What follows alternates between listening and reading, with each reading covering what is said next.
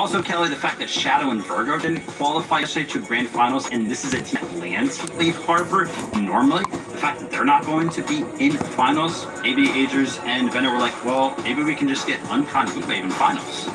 Ooh, well, Uncon Heatwave implies that they're going to be able to take out Bucky and Cam. And now listen, I understand. As far as accolades and general understanding of Fortnite goes, Veno and Agers is definitely up there above Bucky and Cam. Yo, what's up, everyone? One of Bucky's strongest attributes as a player is his off-spawn ability. They have the experience, they have... Yo, what's good, everyone? Welcome to the biggest heat on NA.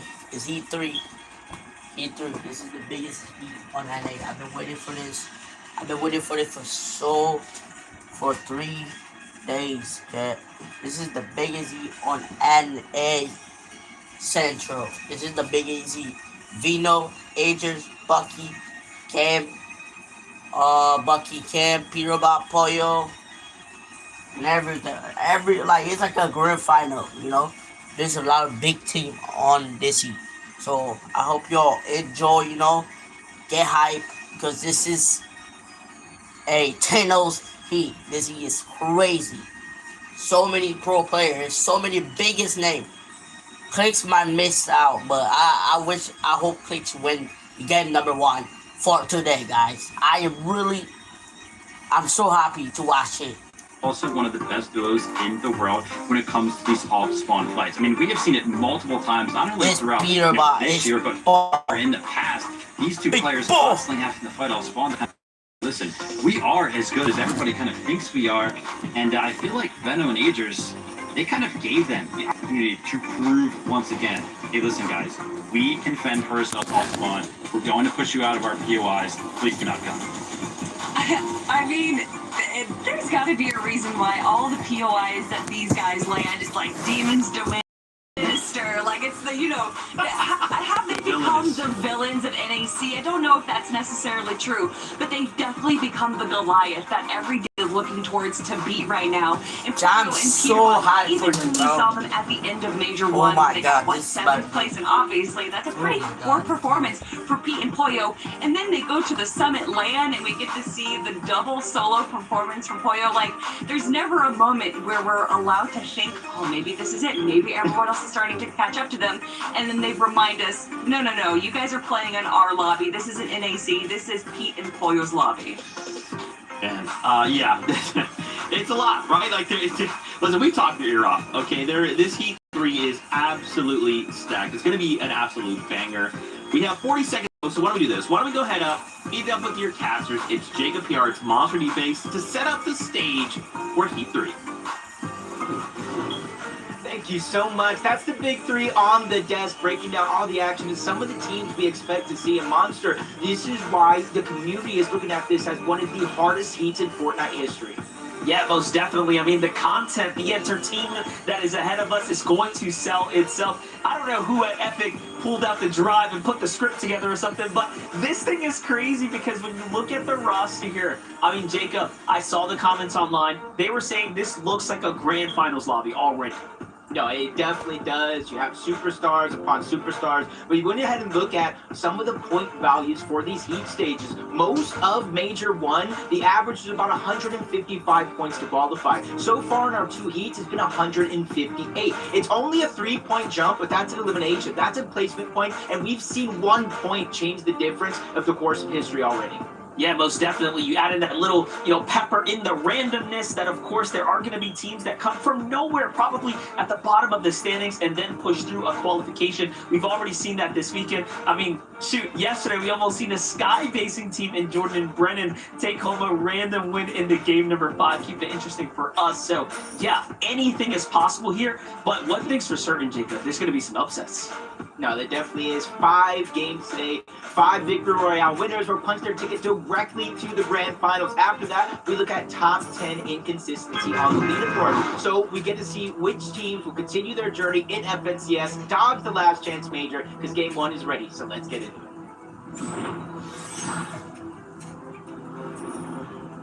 I feel like this is the moment the entire community has been waiting for. Game 1 of Heat number 3. It's been building up to today all weekend long. How are these storylines going to unfold? I mean, our analysts did it perfectly. They gave us the bigger picture. Who's contested? What's on the line? But more importantly, this is just the beginning of what's teeing up.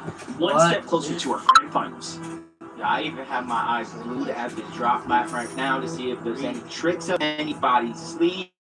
Sinister strip, uncontested, nothing strange going on there. Reed uncontested at Wonky Land, but this is the fight we thought would happen. Bucky and Cam, they go towards Heatwave Parker to see it in the minimap. Veno and Agers looking to take the other side. That leaves them open for a little bit of shots like this. Luckily for them, it was only a rapid fire SMG, so that was okay. Listen, I'm gonna be honest. I was thinking that probably they were trying to pull a fast one on us, and they would be, you know, pretty timid, right, in contesting one another, maybe split the drop. You know, we've seen it time and time again, but it seems like Bucky is here to fight, so we'll just keep an eye on that one. Jumping over to some other contested drops, I mean, when you look from the community side, who is fighting who, there are 10, 11, 12 plus different potential battles happening right now. Yeah, just all fun.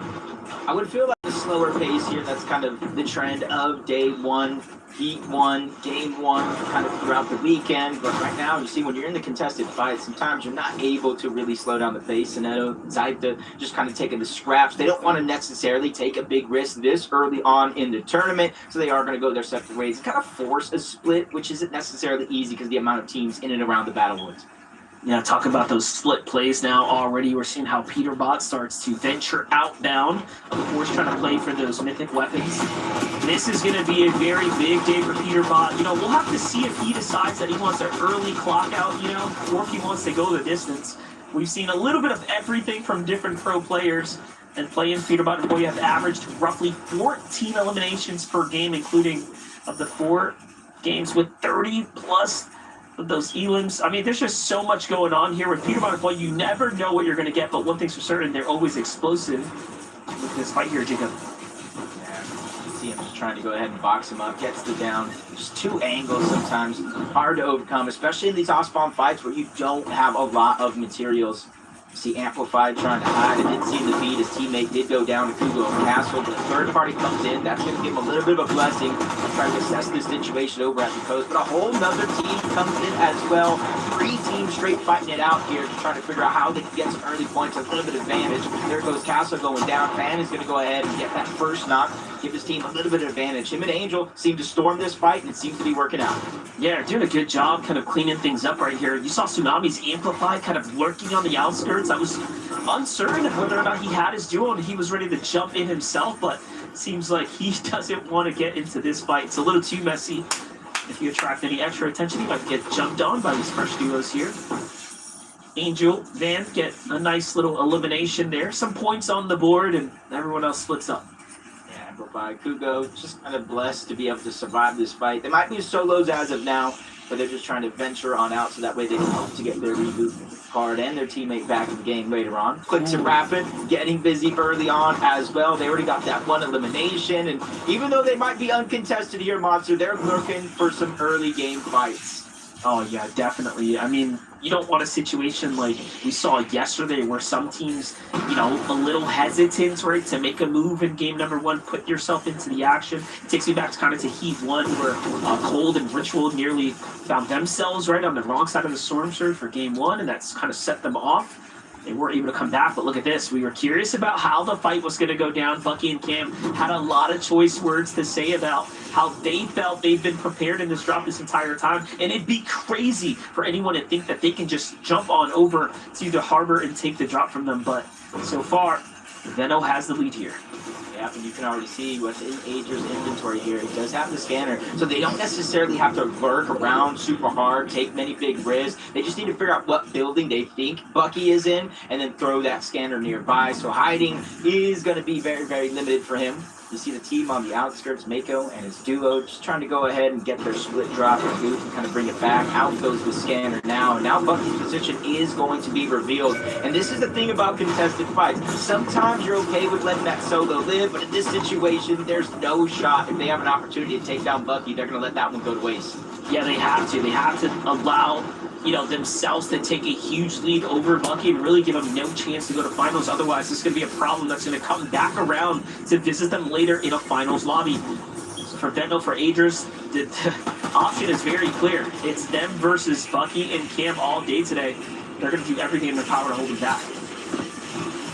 Take a pause right now to see that there's no HP in either one of the guys' inventory here. So yeah, they kind of revert back on over towards that vending machine. They definitely have enough gold to get the net kits, to get the chug jug.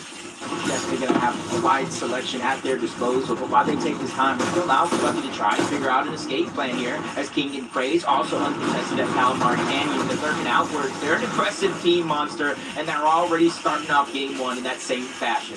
It's a very fun duo right here. You saw them at the summit just popping off, putting on performances. I mean, in the practice room, King was someone who was slowly and surely earning everyone's respect just based off of how good he is in these types of box fights, head-to-head environments. He tends to win his ones very much regularly against the other NA Central pros. And already flexing just that. Meanwhile, we have Skittles, Koi in here. They're kind of playing the zone right now in the chop shop. They pull the zone up towards this way, so they have a lot of time to work with. But again, this is kind of unfortunate, right? I feel like if you get the zone this early and you're playing Storm, you are not going to have enough damage. We can go there. Gotta get this 100% there, especially since we've already seen a lot of the teams rotate inwards, so it's not going to be too many options here. As Kugo finally seeing him still rotate up from the cluster coast. Just trying to figure out how he's still going to get his duo back into it. A lot of this coastline monster is contested by either split drops or if you go up towards Golden Grove here, Buga and Braids kind of claim this as their own. They've claimed it all season long, so it's the kind of thing, whether it's contested or not, they don't stray away from a fight. And that's why it's getting kind of dangerous here while teams are kind of lurking in. But the biggest resource here and why teams are lurking here for their split drops is the amount of metal you're able to farm. Yeah, definitely. You can see the remnants of other boxes from players kind of refreshing and warming up their material counts. There's still a loose solo here, though, lurking inside. This is going to be helpful for Buga, though, because this team's likely to be caught out first. Pepsi, yeah, this guy's a Braves will be able to kind of jump on the opportunity bro. as they get the extra download of the information of where the teams Pepsi are. is great. For now, though, everyone's pretty patient here. Buga Braids kind of eyeing that duo on the outside. Just kind of waiting this one out. Really trying to buy time here. Just like we saw Kugo already swim north, it almost looks like Steve might be by himself trying to do the same thing, follow that path, avoid potential danger at the Grove. You kind of see Kanata and Sphinx. Very, very similar drop as we saw yesterday with Aoxy and Jojo Fishy, that top mountain. They have the benefit to kind of look down at either one of the contested fights at their disposal and try to accumulate those numbers. So since it is very, very early on, you can kind of see the base that they're set up. Knowing that most of the teams on the eastern side of the map are going to have to figure out a way to get in the zone. Kanata had the bulk of the ammo there too. Sphinx was looking a little light. We'll have to group up together here shortly. Meanwhile, more rotates coming through the Heatwave Harbor. Seeing the feed light up as Kingaling finds another duo. So again, Craze and King just kind of doing their thing right now. Popping off, finding points, reflexing on the competition here. You saw the graphic, right? It said that there are 9 finalists, 9 champions, sorry.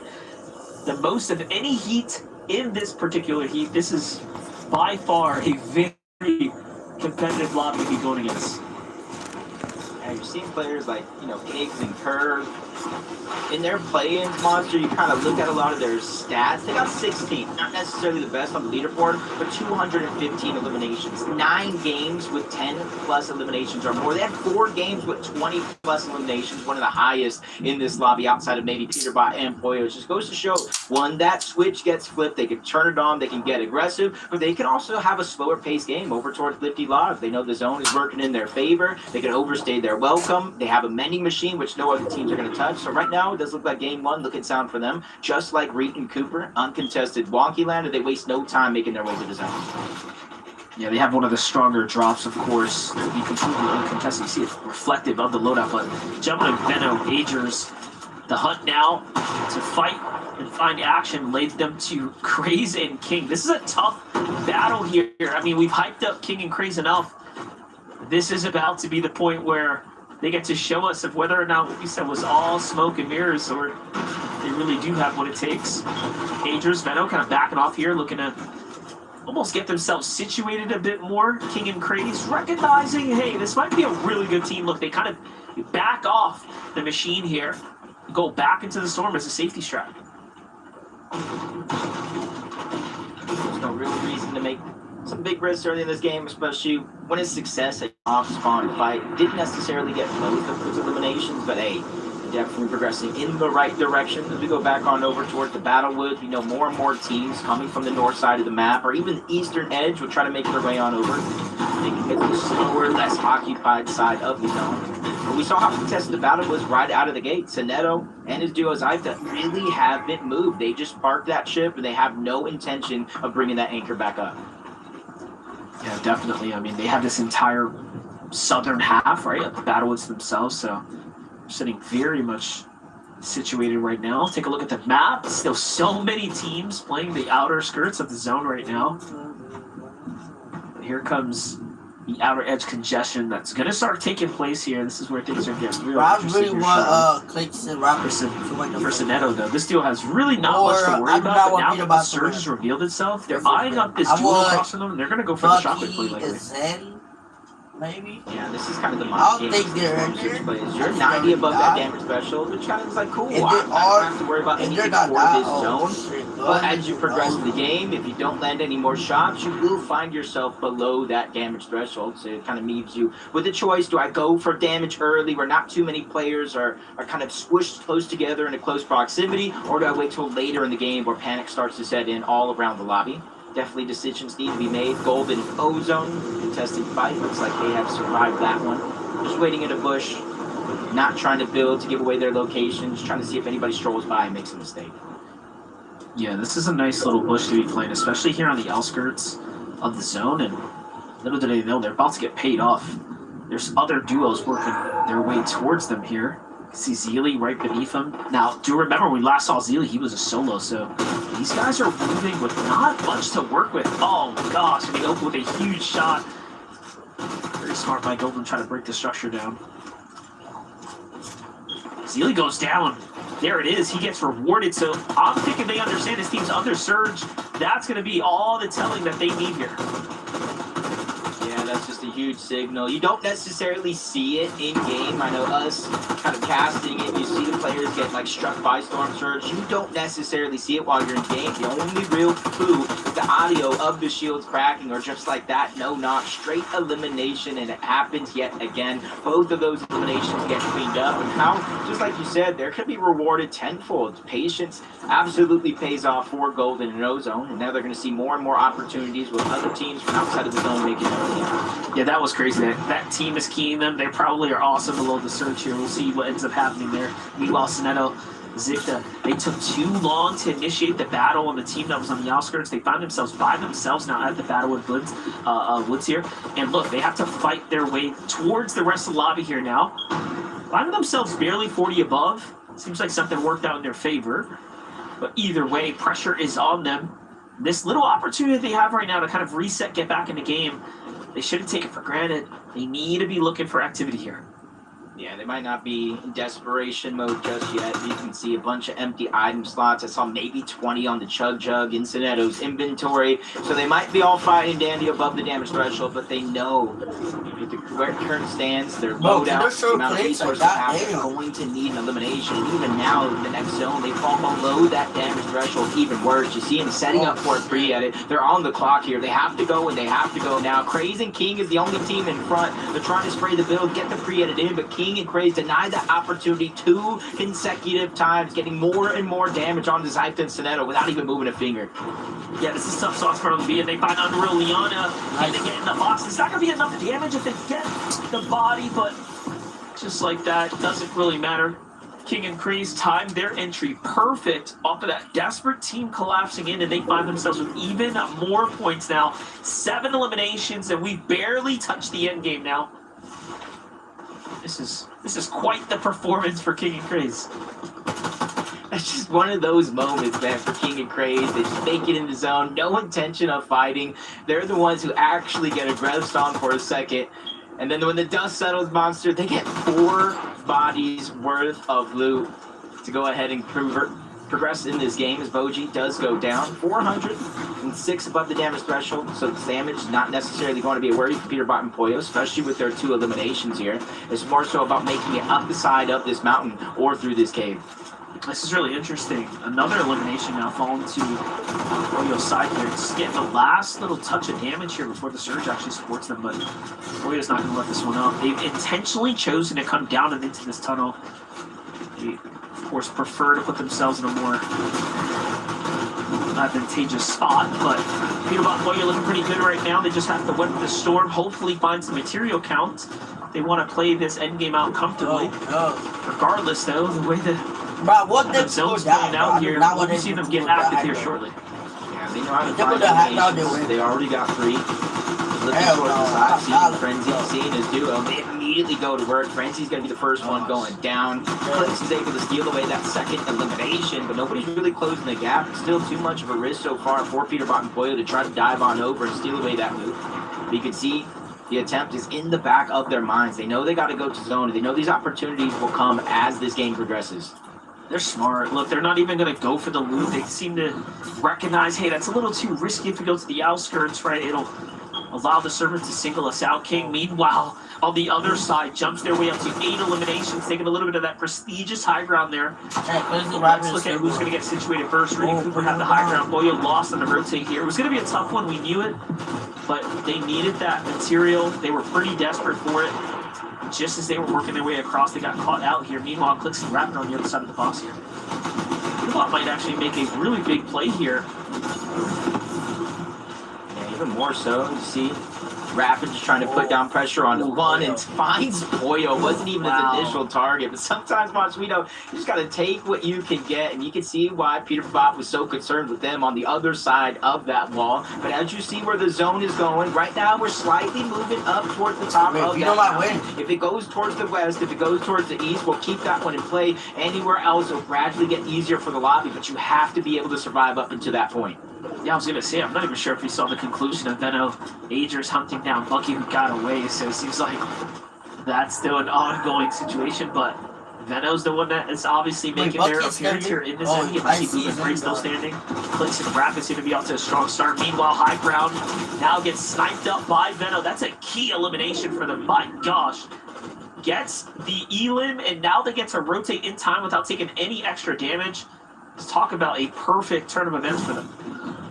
I'm trying to figure out how they even got up there unnoticed, just step by step. He climbed up the mountain did not. and just took out side bombs. We saw Veno and Agers one side, high ground, on the other. Reed and Cooper probably reading that they did full zone. They immediately build up trying to keep it. Oh, fuck. A lot of extra heals in their inventory, but in the 8th zone, 39 builds on Greet. You gotta hope Cooper has more, because right now it is looking a little light to hold it for the rest of the game. Yeah, definitely. I mean, and I was just gonna say, you know they're gonna have to shockwave across, right, and get situated here if they want to have complete control. Someone looks to be contesting. I see Rapid down. Don't forget, Peterbot's still playing this as a solo right now as well, so a few big teams still surviving here. Clix now has to play this one out as a solo by himself as well. It's Braids on the other side of the wall alongside Booga. Clix, though, tries to fight his way into the Chug Splash. Definitely worth it. Meanwhile, here's Peterbot POV. 4 elims now, has made his way to the new zone. He's just trying to download information here. But these are sometimes the best players in the world as a team. There's just a different freedom when you're a solo, not having to worry about anybody but yourself. And that's what we're seeing here. Side by side, Peterbot and Clix, same scenario. It almost looks like 2 different outcomes coming out. Peterbot just putting full-on aggression onto a whole nother duo, not scared to back down. He takes too much damage there in that situation, forces to stagger himself outside of the zone. Without any shockwaves, it's going to be tough for him to find his way back easily. This is crazy. Peterbot goes for the full HP players. He tries to fight his way to mid-ground layer, but he gets put down. Meanwhile, Veno and Agers are still going here. Veno leading the charge here, finding the knock. Agers gets the follow-up right behind him. They're now at 3 eliminations here. Players on all sides of their walls, but opted to play the ultimate low ground. Meanwhile, Crazy King, our elim leaders right now at 10 eliminations and still running through the lobby here. They have control, and complete control actually on the mid-ground layer here. Yeah, Peterbot's still alive. Clix He's is in still moving alive. braids. Peterbot still I goes think down. You're seeing it from 40 Braids. builds to 2. King He's goes under down. pressure. King's gonna get dropped. Gray's left by himself. Only 70 on the Veno is chug still jump. No way going. for him to get back up to full HP It or looks like shield the Veno without win. an elimination. Meanwhile, Peterbot's gonna get the elimination onto King. Veno and Ager's down below. They're going ahead and dot all the Bro, chaos. someone gotta stop this kid, bro. Yeah, listen, this Someone Dennis gotta stop this kid.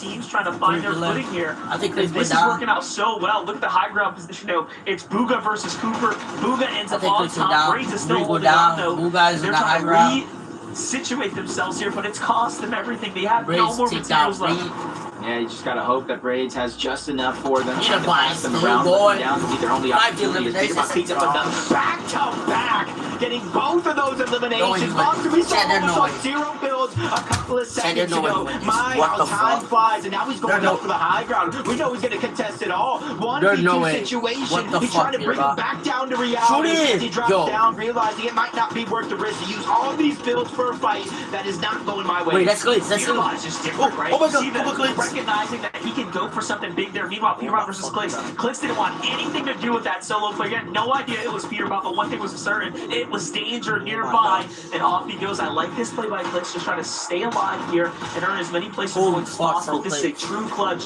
for both Peterbot, Puga, Clix, Veno. All these guys still holding on here in the lobby. Oh my God. Peterbot's still hunting right now, though. Clix gets away Am I fast. wrong? Cooper, another solo Oh on my a different fucking lane. god. And they are playing out of No their way. minds here.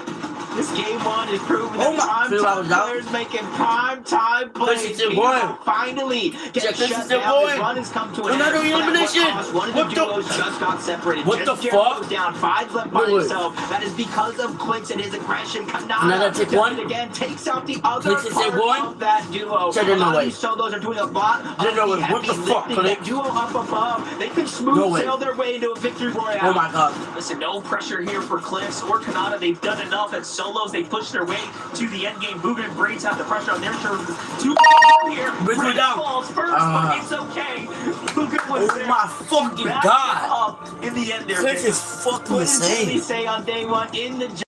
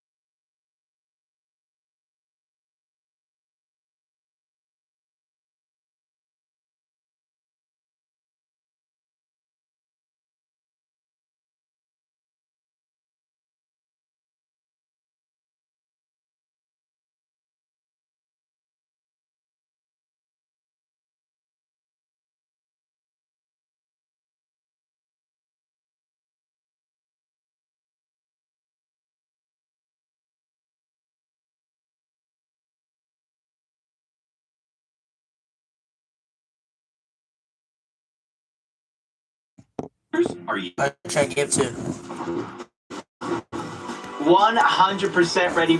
I know coming into today, Monster, we knew there was a certain level of excitement to expect out of game 1 early. Even Game 2, Chad, game 2. Felt like they spawned in with 6 eliminations.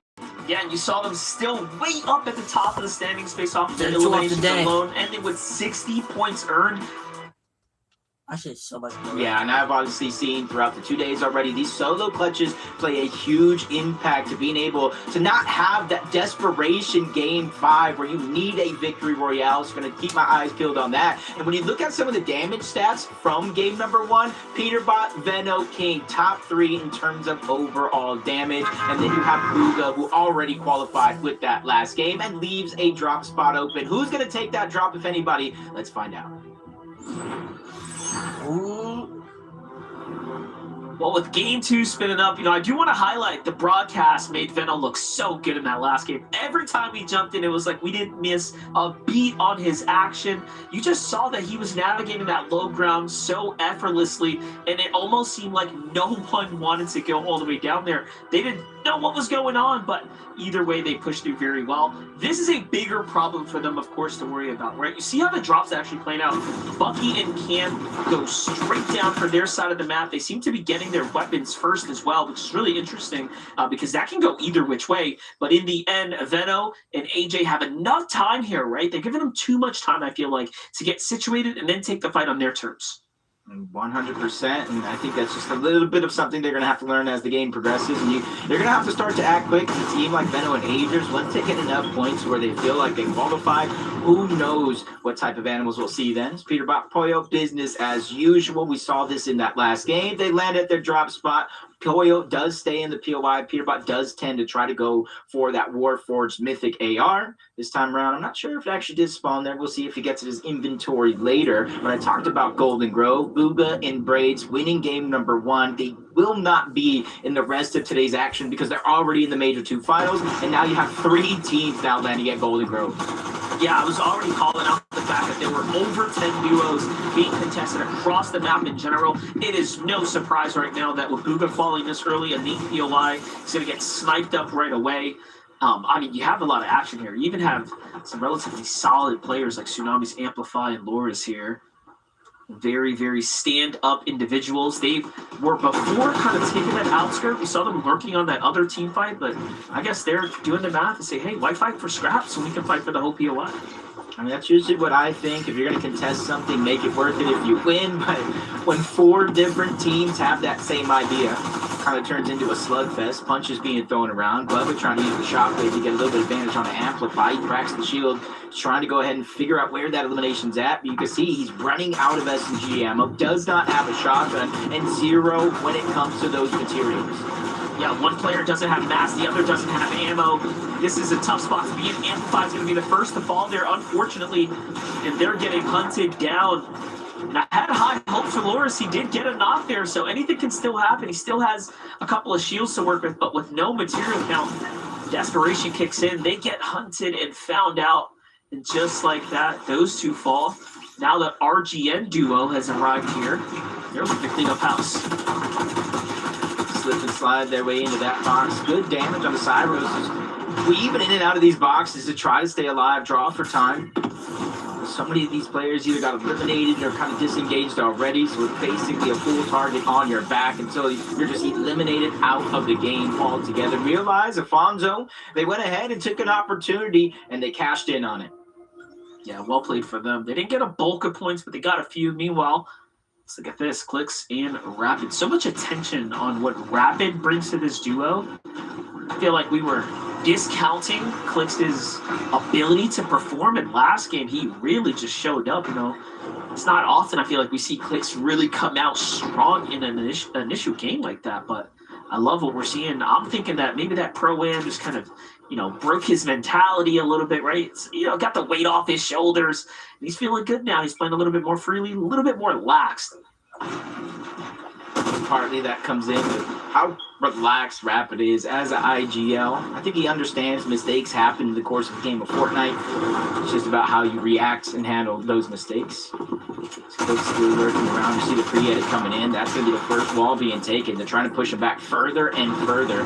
This is where they do have to be careful because when the fight gets chaotic, sometimes mistakes too tend to happen. But that team that they're going up against fully disengages, going underneath, one way in, one way out, and that's where Clix and Rapid have to make the decision to disengage because it's not worth their time.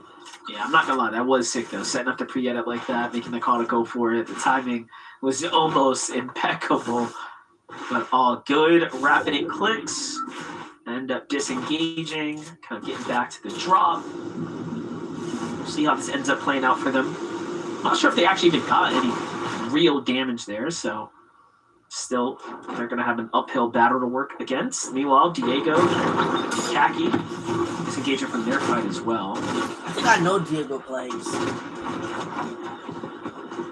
You can see in the mini-map what looks like a lot of attention over towards the Battle Woods, the surrounding area as well. We don't necessarily know. It's very, very early to see where the zone is beginning to pull, but typically when a lot of the early game teams start to pull in one direction, you can see where they have their minds at. King and Craze lurking around yet again, waiting for what looks like Wikipedia to try to make a mistake. Refarm the tree. There goes King.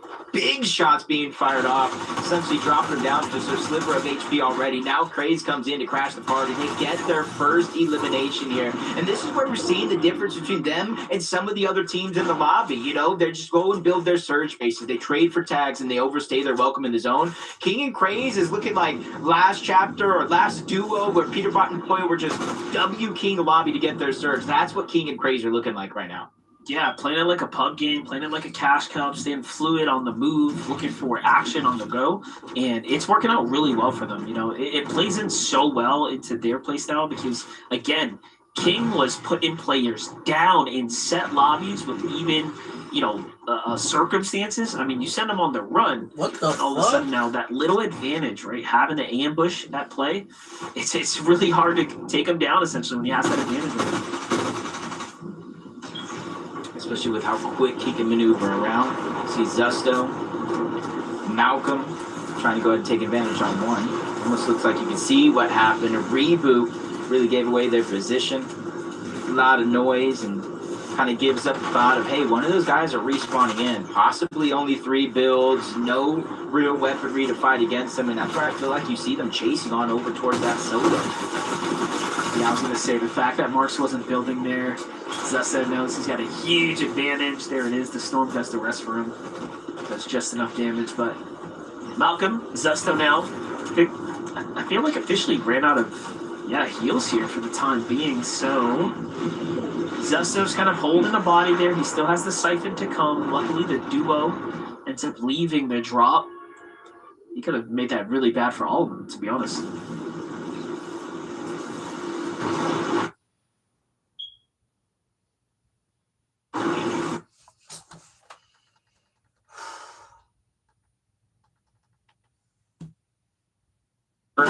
Gets thrown their way.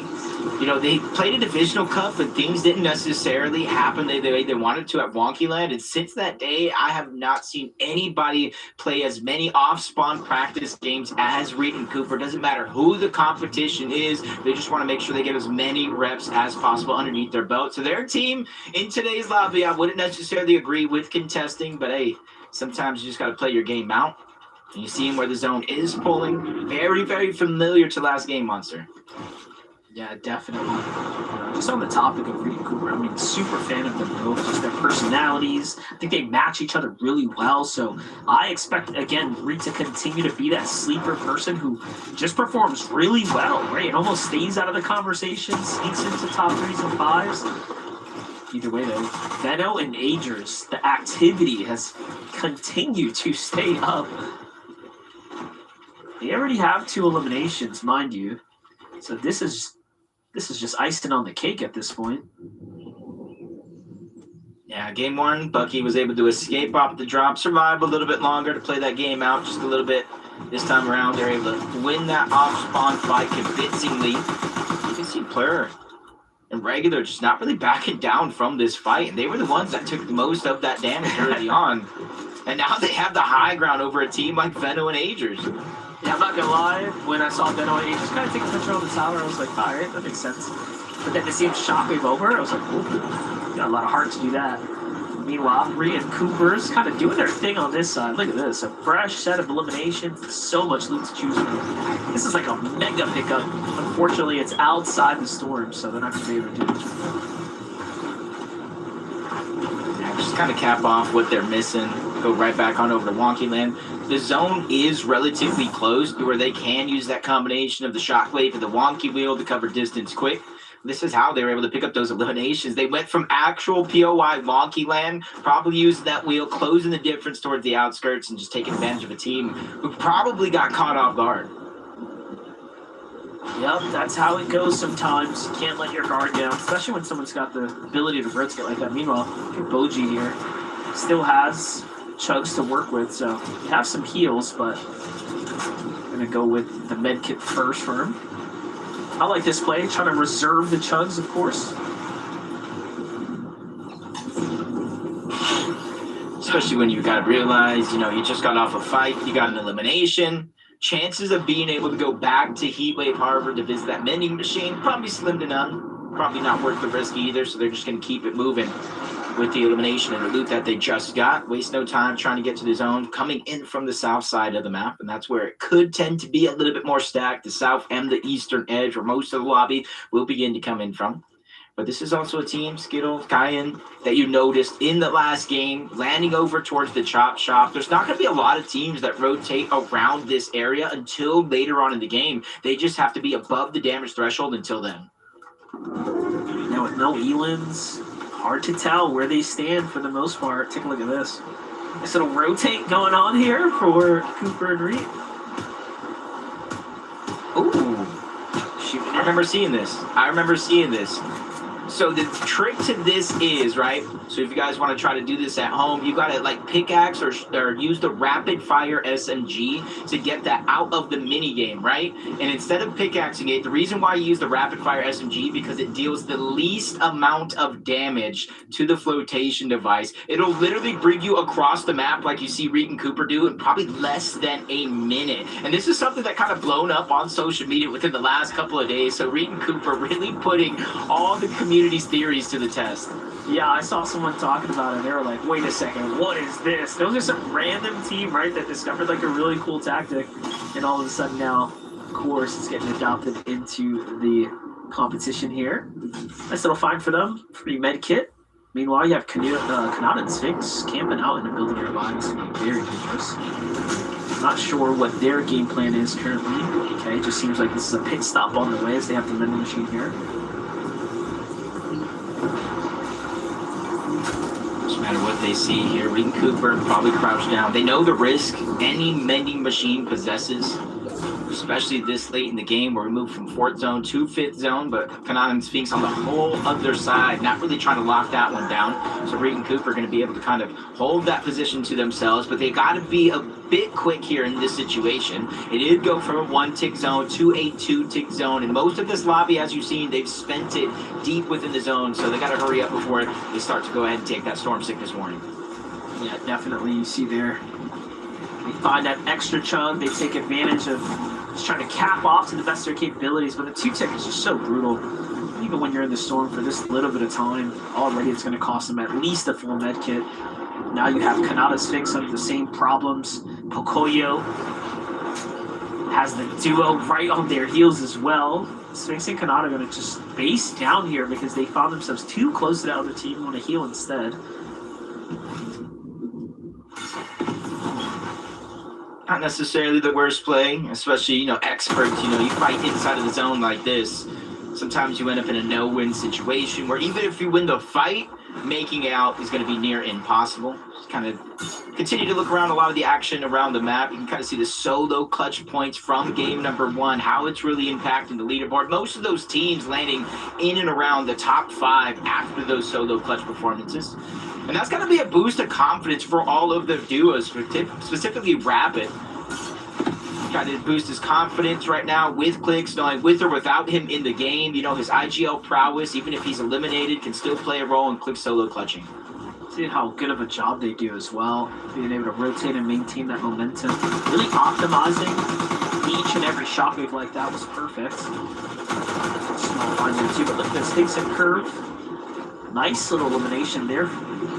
It's going to end up with some points, and this is what happens when you're the last to rotate. And now look, the warning's going to tell Kanata he's actually 195 below. This is a very tough spot to be in after such a strong first game. Luckily for him, he does have that cushion, and he may not be out yet. Okay, as I was going to tee it up, I was like, it's not looking too good.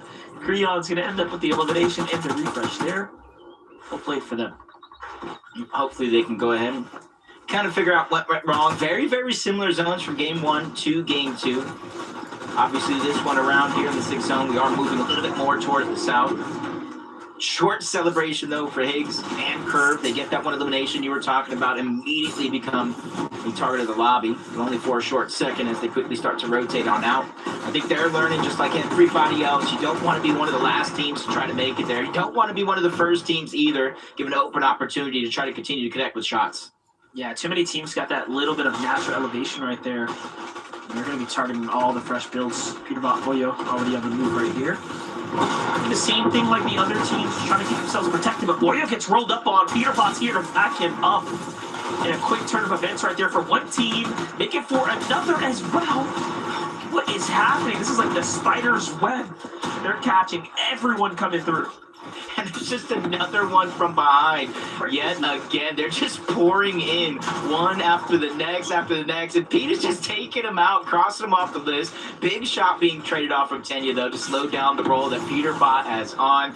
And this is the thing I feel about this duo. We're always talking about how great Peterbot is. Obviously, since the Summit land, people calling Hoyo probably one of the best players in NA as of now. I feel like they have like small competitions within one another to see who gets more eliminations, who has better solo clutches, and when Dust right now is just getting a little chaotic, they know how to play together as a team.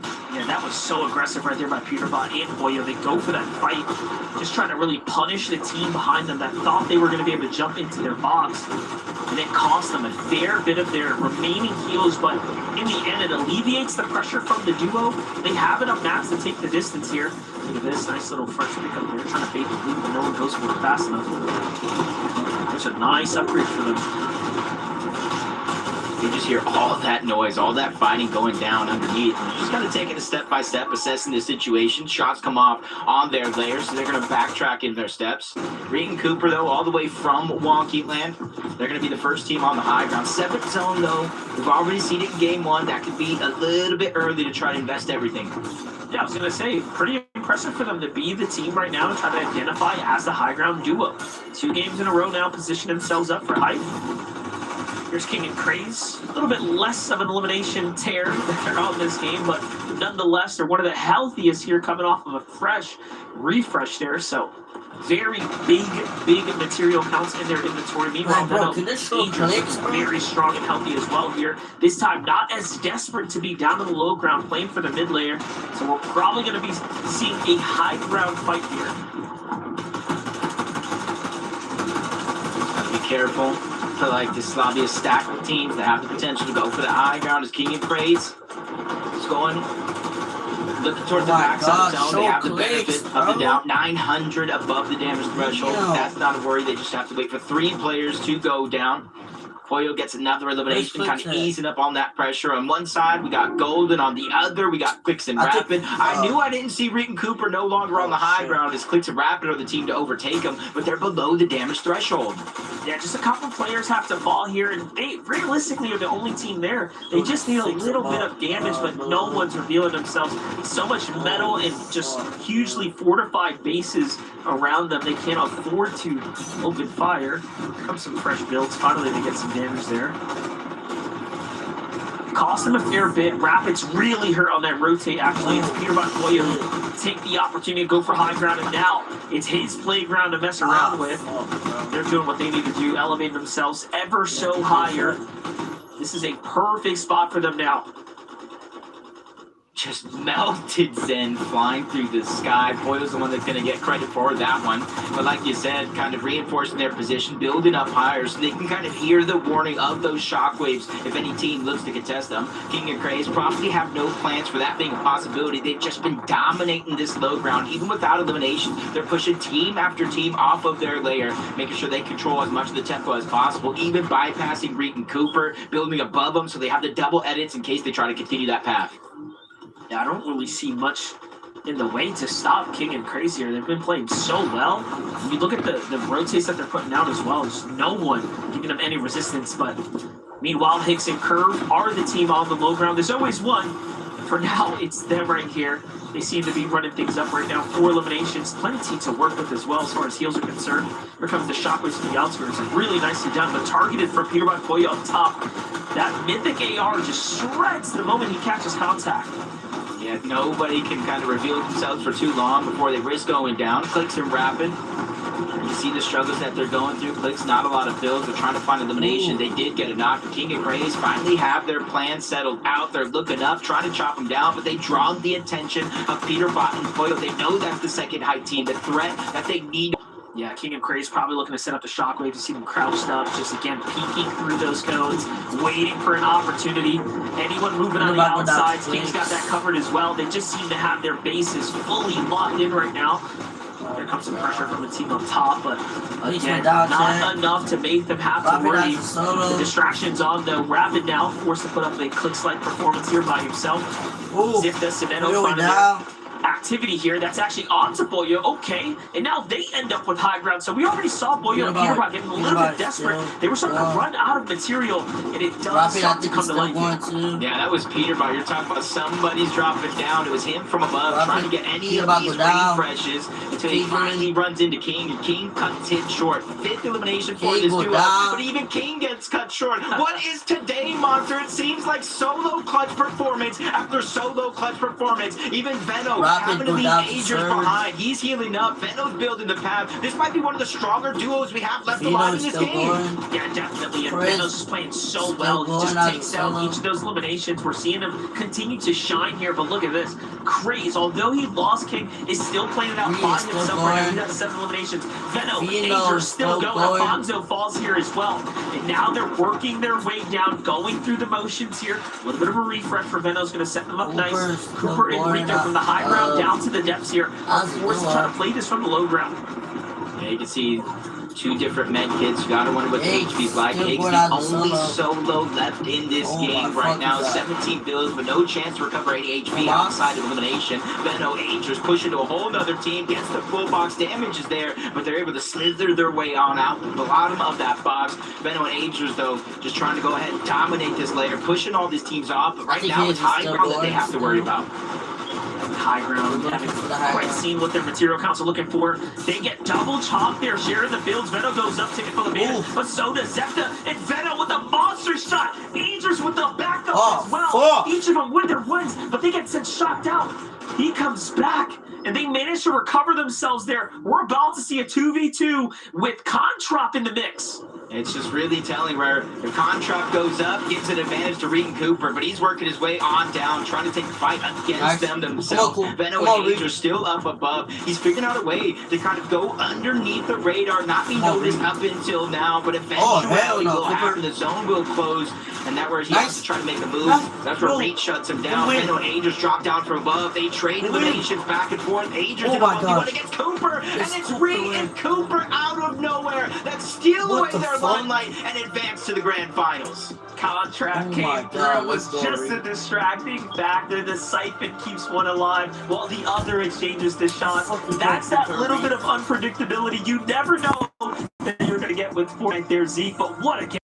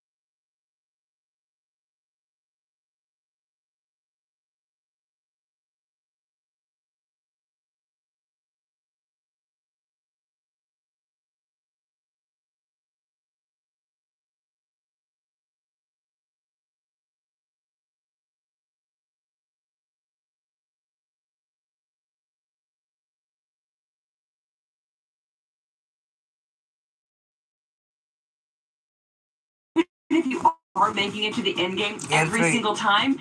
All it takes is one random zone pull to go into the favor of your opponents, and then that is going to put you down the leaderboard. Tingling is actually our individual eliminations leader right now. He has 12, but there is one other player who's actually joined him in double digits with 10 of their own.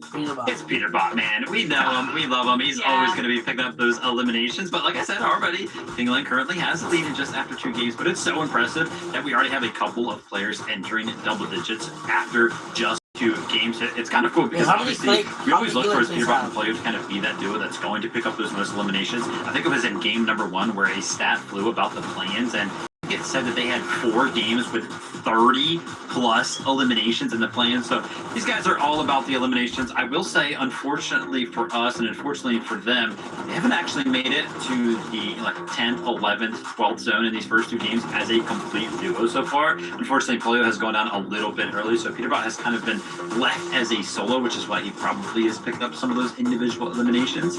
But they're still chilling. 3rd place in consistency. It's interesting you point that out, because I feel like when we think back to Summit, it was actually the other way around, right? There was a lot of solo clutches off the back of Polyo, but now we're seeing it off of Peterbot.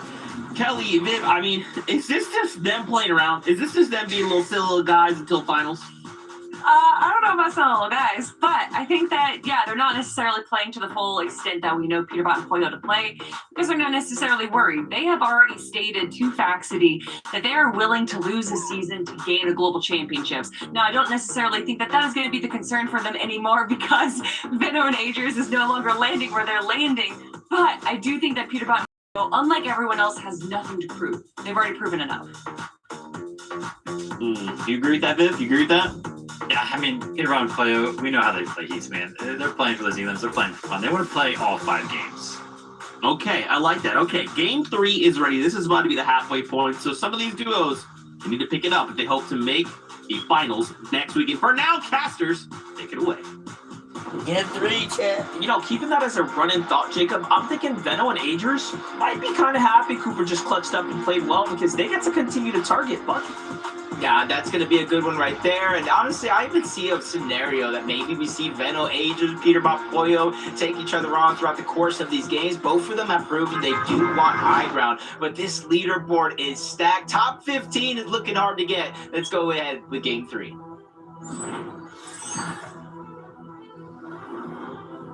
What a plot twist would that be now? Veno and Agers are like, hey, what's up, Peterbot? How's your tournament going? He still has quite the way to go to be completely safe. That, Jacob, would be pure cinema, as they like to say. Now I'm thinking, that's what I want to see here. Yeah, sometimes nothing to lose, play for entertainment. But just Jerem, vibe 63 points so far. Not necessarily where they probably would have hoped to go, but as it stands as of now, they're within reach of that bubble, if not inside of it, and that's pretty impressive. Go to say they're not only contested at Latte landing, they have to worry about Kanata and Sphinx landing on that western side, that mountain split that could potentially third party, if not directly, with shots in the distance. Yeah, this drop's definitely slowed down a bit comparatively to the last few rounds. Getting to the drop, though, Veno, Agers sticking to their true and trusty situation. They're about another big end game away from being completely solidified into the finals, and they can do what they want from that point onwards. But just playing their game seems to be going very well for them. They're clearly the strongest duo in the lobby right now as far as their overall performance is concerned. And this is what we expected, though, right? Like, we knew this was going to be a tough heat, but we also knew players like Veno and Agers should fare well. Yeah, and honestly, the other side of that drop spot, Veno and Agers don't necessarily have to do anything different. Bucky and Cam, however, have to figure out how they're going to make it deep into some of these games with the target on their back. Because we know Veno and Agers want uncontested. Even some of these split drops here, finding a little struggles to get all their loot. Everybody just kind of grabbing scraps, sharing mending machines to try to see what bit of action they can get out of this early game. Cluster Coast, just as contested as last, and kind of something that you said early on. A couple of these drops seem to be slowing down versus the first 2 games that we've seen so far. Yeah, I think reality's setting in here, right, for the opponents. Like, you're starting to think, dude, we're 3 points, we're 6 points. Like, what's going on? We can't keep playing this way. We need to survive a little bit longer. And that's why we're seeing stuff slow down. On the other side, you're having these inexperienced teams that have never maybe made a finals or have only been there a few times. They're at 50 points. They're kind of in the conversation. And they have to decide to themselves, is it worth even fighting at this point? Like, we just need to keep making end games and we'll go to finals. So I think we have a very interesting dynamic taking place here as we're in the middle of game number 3. See Sphinx looking on over towards Latte. The easiest shot they have to get Surge in this early game. Dragon and Creon having this whole back mountain to themselves. 84 points, faring well, able to kind of get that mythic pistol in their inventory. The biggest thing that they lack right now, or at least just looking at Dragon's inventory and even now Creon's, they have 3 shockwaves. Typically, both of the duos will carry 6 shockwaves each for a total of 12. They do have gold to buy more shockwaves, but they're just probably waiting to see what they can find. As much as I like the gliders, you know, they look cool and all that, they're just not as good as shockwaves, of course. Veno, Agers on the hunt right now. It's not onto the Buckies and the Cams of the lobby. It's onto Wikipedia, who's also just outside the harbor playing this slip drop to catch him off by himself. This is just practice, it looks like, honestly, for finals here. The options to do what they need to do at their drop and then crank their way outwards. Meanwhile, you see that duo in the distance there, hearing what's going on, hesitant to even go that way at the moment. You can see Bucky and Cam in the distance. Talked about changes up right now. They're leaving Heatwave Harbor early. Clix and Rapid, they're able to find that first elimination. And one of the biggest things, you know, at one point or another, we're talking about Peterbot, Poyo contesting Veno and Agers. It was actually Peterbot and Poyo contesting Clix and Rapid at the Shaken Sanctuary. It was because the cube moved, or at least the movable cube, where you can kind of launch yourself off of it from Sinister Strip to the Sanctuary. Clix and Rapid had the idea in their head. Peterbot and Poyo are going to switch the drop. We just have to weather the storm until then. And now they're not only taking that drop, but that's what they're using to fly around and get some of these early games eliminations. Yeah, the power of being able to land anywhere you want really keeps you super dynamic. It's more of a problem for everyone else. Vibes and G's, look at this lurk spot. It's not even well hidden. He's behind some small table here, but gotta appreciate the effort. He jumps off with the shockwaves, stays there a little too long. His teammate doesn't come to back him up, and they just make the call to jump on him. I kind of like this play right here. I think this works out really well for them. The teammate is here, though, so now we're looking at more of an old-fashioned 2v2. A little bit of advantage, though, going on over to Minty and Autumn. Just Jerem just seems to be weak beyond belief. No shield, just HP, and they finally go ahead and get the drop on him. Vibes is there by himself. And Machi's not going to be by himself for long. Both of them get sent back to the lobby together. And interesting thing, Kanata and Sphinx, they just kind of watching it all play out on the mountain. I'm not sure how much surge they got in this game, but that could be one of the downfalls, missing out on an opportunity there. Impressive job there. Some quality right camera peaks and really just a textbook way to turn that fight around. That was when they shouldn't have won either, given that they had the health disadvantage there. But neither here nor there. They'll have to live and learn. Peterbot Poyo still has all the time in the world, taking their time here. Normally, Peterbot's kind of on the outskirts by now, looking around for a fight to jump on. So a little bit of a different strategy at play. I wonder if the zone is kind of playing into that. We'll have to download that information here in a bit, but jump into the high ground where Golden and Ozone are situated. This is your very standard surge base, and according to the map, we don't see much action nearby, so pretty slow game for them. Yeah, still relatively early. Nobody kind of rotating on out from their drops or their splits just yet. They can go ahead and look towards the north. You'd probably see the same thing for Kanata and Sphinx. You're trying to take advantage of the early game zone. Just like you want to accumulate damage for Storm Surge, you don't want to take damage either. So that's why you see some of the teams with power positions early on just kind of bunker down, park it, and just wait for opportunities to come their way. Meanwhile, Peterbot and Poyo, you said typically you do see them on the outskirts, and right now we're seeing them on the outskirts. They just got to wait for any opportunity they feel like they can take advantage of. An isolated team, bridge and natural terrain covering them from the distance. Peterbot stealing not just one, but 2 different covers there to try to push the fight. Yeah, I'm looking at him like, how did you even get that wall, son? Like, that was crazy. And then for him to know that he took the 2 walls, just impressive all around. You know, my brain can't even keep up. I feel like I'm on a ping delay. I don't know what's going on. That was insane. But all good. Peterbot Poyo have full control of the fight here. It's very standard for them to play separate angles, each of which are so fast and deadly on their own. Normally this fight would have ended already, so Cash putting up a great defense here as they scramble around and barely slip out. But look at how much of these walls are in control of Peterbot and Pollo. They come, trying to reset. Peterbot making sure there's no one above them. Ooh, I was about to say, you got to be careful for a fight like this for Peterbot and Pollo. It is taking quite a long time, and even though they're landing shots, they're also taking an immense amount of damage. Pollo right there, probably over 200 damage being dealt to Peterbot and Pollo, and that's why they're consistently trying to give it back. Great damage there from Pollo. Even without the elimination, you can kind of see what they're fighting for. We both know Storm Surge is like currency. It allows you to travel through the map with a little bit less stress and desperation throughout the course of the game. But Peterbot gets tagged up yet again. They're doing such a good fight on the side of Spear and Cash to slow down the roll of Peterbot and Pollo. Something I definitely didn't expect after the 2 hot streak games that we've seen. Yeah, I think Peterbot was a little bit frustrated there that he didn't get the initial elimination when Cash slipped out the box, because you noticed that he was second guessing himself time and time again, thinking, no, this guy's above me. Like, I saw him there, but he had already jumped to the lower layer. So definitely a little bit of frustration setting into Peterbot's play there. You give them enough time, though, they're going to figure it out. People wondering why King and Craze, seeing what's going down there in the feed. I did see it.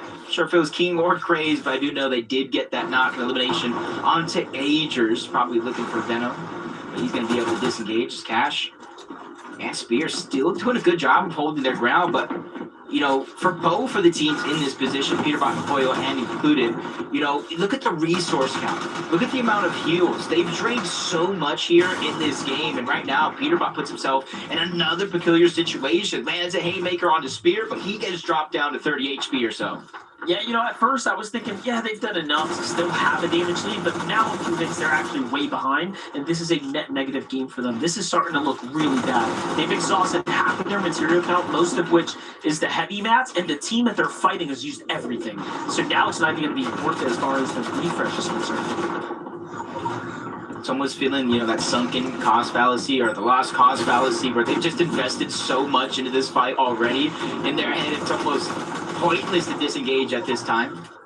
But they do see that the Citrus Strip's still there. The back vending machine is there, but Peterbot goes down again. Oh my just God. biting off more than he can chew in some of these situations. That's got to be a confidence boost for Spear and Cash if they finally realized who they're going up against. But surviving the fight is not enough. They have to go ahead and find that second eliminations, but it's going to be a little too late. Pollo is going to disengage on out, and they just got a huge upgrade due to the loot that Peterbot dropped. Yeah, Pollo going straight for the reboot right away. You know, I was just thinking, like, they also secured all the loot there, right? So getting that material count and then getting the Warforged AR, that is excellent. And you know what? For a team that's in, like, the 50-point range, right, inside the top 15, that might have been the highlight of their weekend. If they can take this game, turn it into a few points, they might just go to finals based off of that fight alone. Kingaling and Craze, though, the second time they get to clash against Agers and Veno. This time, Kingaling and Craze are here to finish the job, and they get one of the two. I don't know if they got Veno, but I'm assuming Veno got up out of there. Just an insane shot to take him down 180 while he was full box. Just impressive gameplay all around. You can see that the only team in the lobby qualified for all 4 Divisional Cup finals together. It goes to show that, hey, they might have broken up for just a second when they reformed, but sometimes being reunited has never felt so good. 89 points still behind the curve against some of the other superstars here in this lobby, but they just have like a slower game than most. They don't go for early game eliminations, especially if the zone kind of pulls far away. They use their height advantage over at Lifty Lob, plus that launch pad to close the distance when they have to. It's kind of interesting because you think of the personalities of the two curve, very much reserved. Higgs super outgoing. I almost think they might have found their balance in one another, and I think it's interesting that they're kind of taking the playstyle with the slower approach and saving that big burst of energy for when they need it a lot. We'll see how they continue to perform here. Afonso realized one of the teams, again, that's in the bubble at the moment here. yeah, we can start painting that consistency picture because, again, it's a very short evening. Only 5 games, and we're in the middle of Game 3. So very soon we're going to be in the final stretch for these players to try to get their consistency points to go to the finals.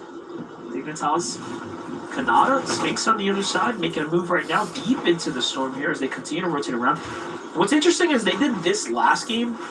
They decided to go deeper into the storm around this time to wrap around, and it did not work out for them. I was going to say, they got targeted when they got into the zone. This time they're getting spotted early again as well. Yeah, they have the benefit, though. I will say, as long as they have the gold and the med kits, you see how the zone at the north side of the map is kind of full and is going to open up in that direction. So you guys think the probability of a lot of teams stacked up there has to be low. And if that is going to be their core here, might for them, we might see them later on in this game as well. Just like Bucky and Cam choosing to change things up. Instead of getting aggressive and willing to fight against Veno and Agers, they disengaged out of that POI early. They got their loot and hoping to play the rest of this game out. But now they find themselves with similar struggles below the damage threshold. And this is the first time they're facing these struggles today. I mean, but it's also the first time we see them at least making it to the mid game, right? So this is a huge step of improvement. Now, they will have to find their damage. Options looking pretty okay for what it's worth, but any fight that happens down here, there's too many high ground team positions kind of all around them, so the focus is going to be real. You can kind of see they're taking a little bit of a risk here. They're not necessarily together, but they're just trying to cover a good amount of distance, give them more opportunities to connect with shots. You see Alfonso in the distance trying to come in. I'm sure Cam was able to get any damage, but that's definitely going to be a positive. But we see him return from the grave. Peterbot back up. Pollo getting elimination as well. And that's very, very important because losing that fight, Peterbot going down, how long it actually took, it leaves question marks about their surge, and that's definitely going to help them tenfold. Not only that, all that material count went straight to Peterbot, and he was not capped on anything. So he absolutely needed that elimination.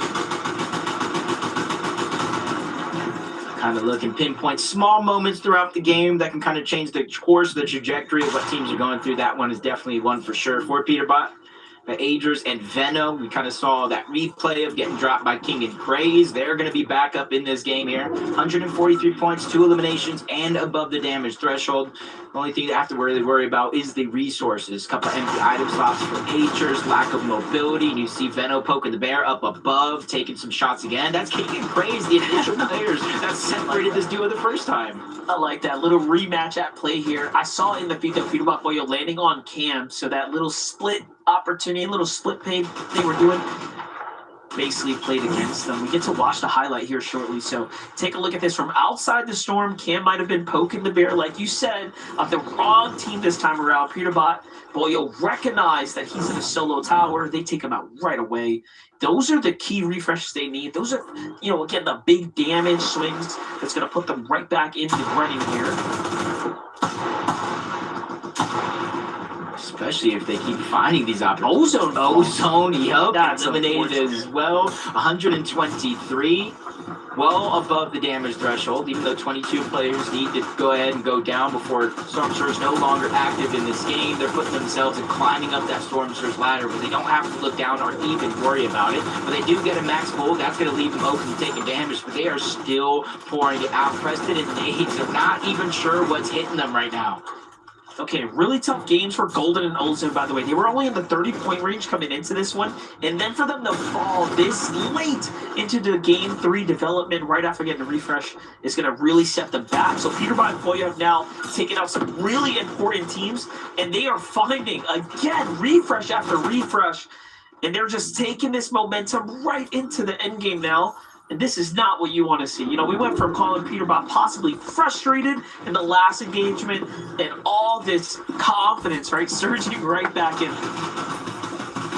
And then the feed, Pollo getting another knock on the darts. This is rapid, though. They know how chaotic and destructive the low ground can get, and that's why I can see them kind of elevating themselves early. Don't want to spend too much material trying to claim the high ground for themselves unless they have to, seeing where the zone pulls. It is favoring their direction, so this is going to give them a chance to look back. But a whole other player flying through the sky, landing a big shot onto Clix, making him second guess from 500 above the damage threshold to 289. We've seen plays like that take players out and never really know, so that was a scary one for sure. Meanwhile, you saw there, Peterbot finds Contrap on the rotate as well. They find Darcy here from Pollo's perspective. They are just turning up right now. This is looking like it could turn into one of those monster games as far as Elam's concerned. Especially since you can kind of see after those eliminations, they're pretty stacked up on loot. They're stacked up on materials. They can be one of the teams to take it early and try to hold on to it as long as possible. See if that time comes, but for Veno and Agers, only 3 teams, or should say players, need to go down. Storm Surge will deactivate, but for now, 44 above, that's where they're going to feel a little bit confident. Looking at a distance, seeing some fresh flows, they're going to lurk around here and try to go ahead and push forward, but instantly does get blocked off. They're just going to go ahead and wait for the zone to push forward before they make their move on out. I see Curve and Higgs on the other side, amplifies. Tsunami and Boris here. Pretty tough spot to be in right now. Shots coming in from other opponents as well. They're going to have to ditch the base here and get the rotate going. And Higgs, the wide view, King and Craze continue to fire all shots here. Another refresh for them now. This is going to get them right back into the running. Just looking a bit desperate, but again, the firepower for King and Craze is so telling here. Looking at Clix and Rapid right now, positioned up for second high. Peterbot, Pollo, 8 eliminations and counting.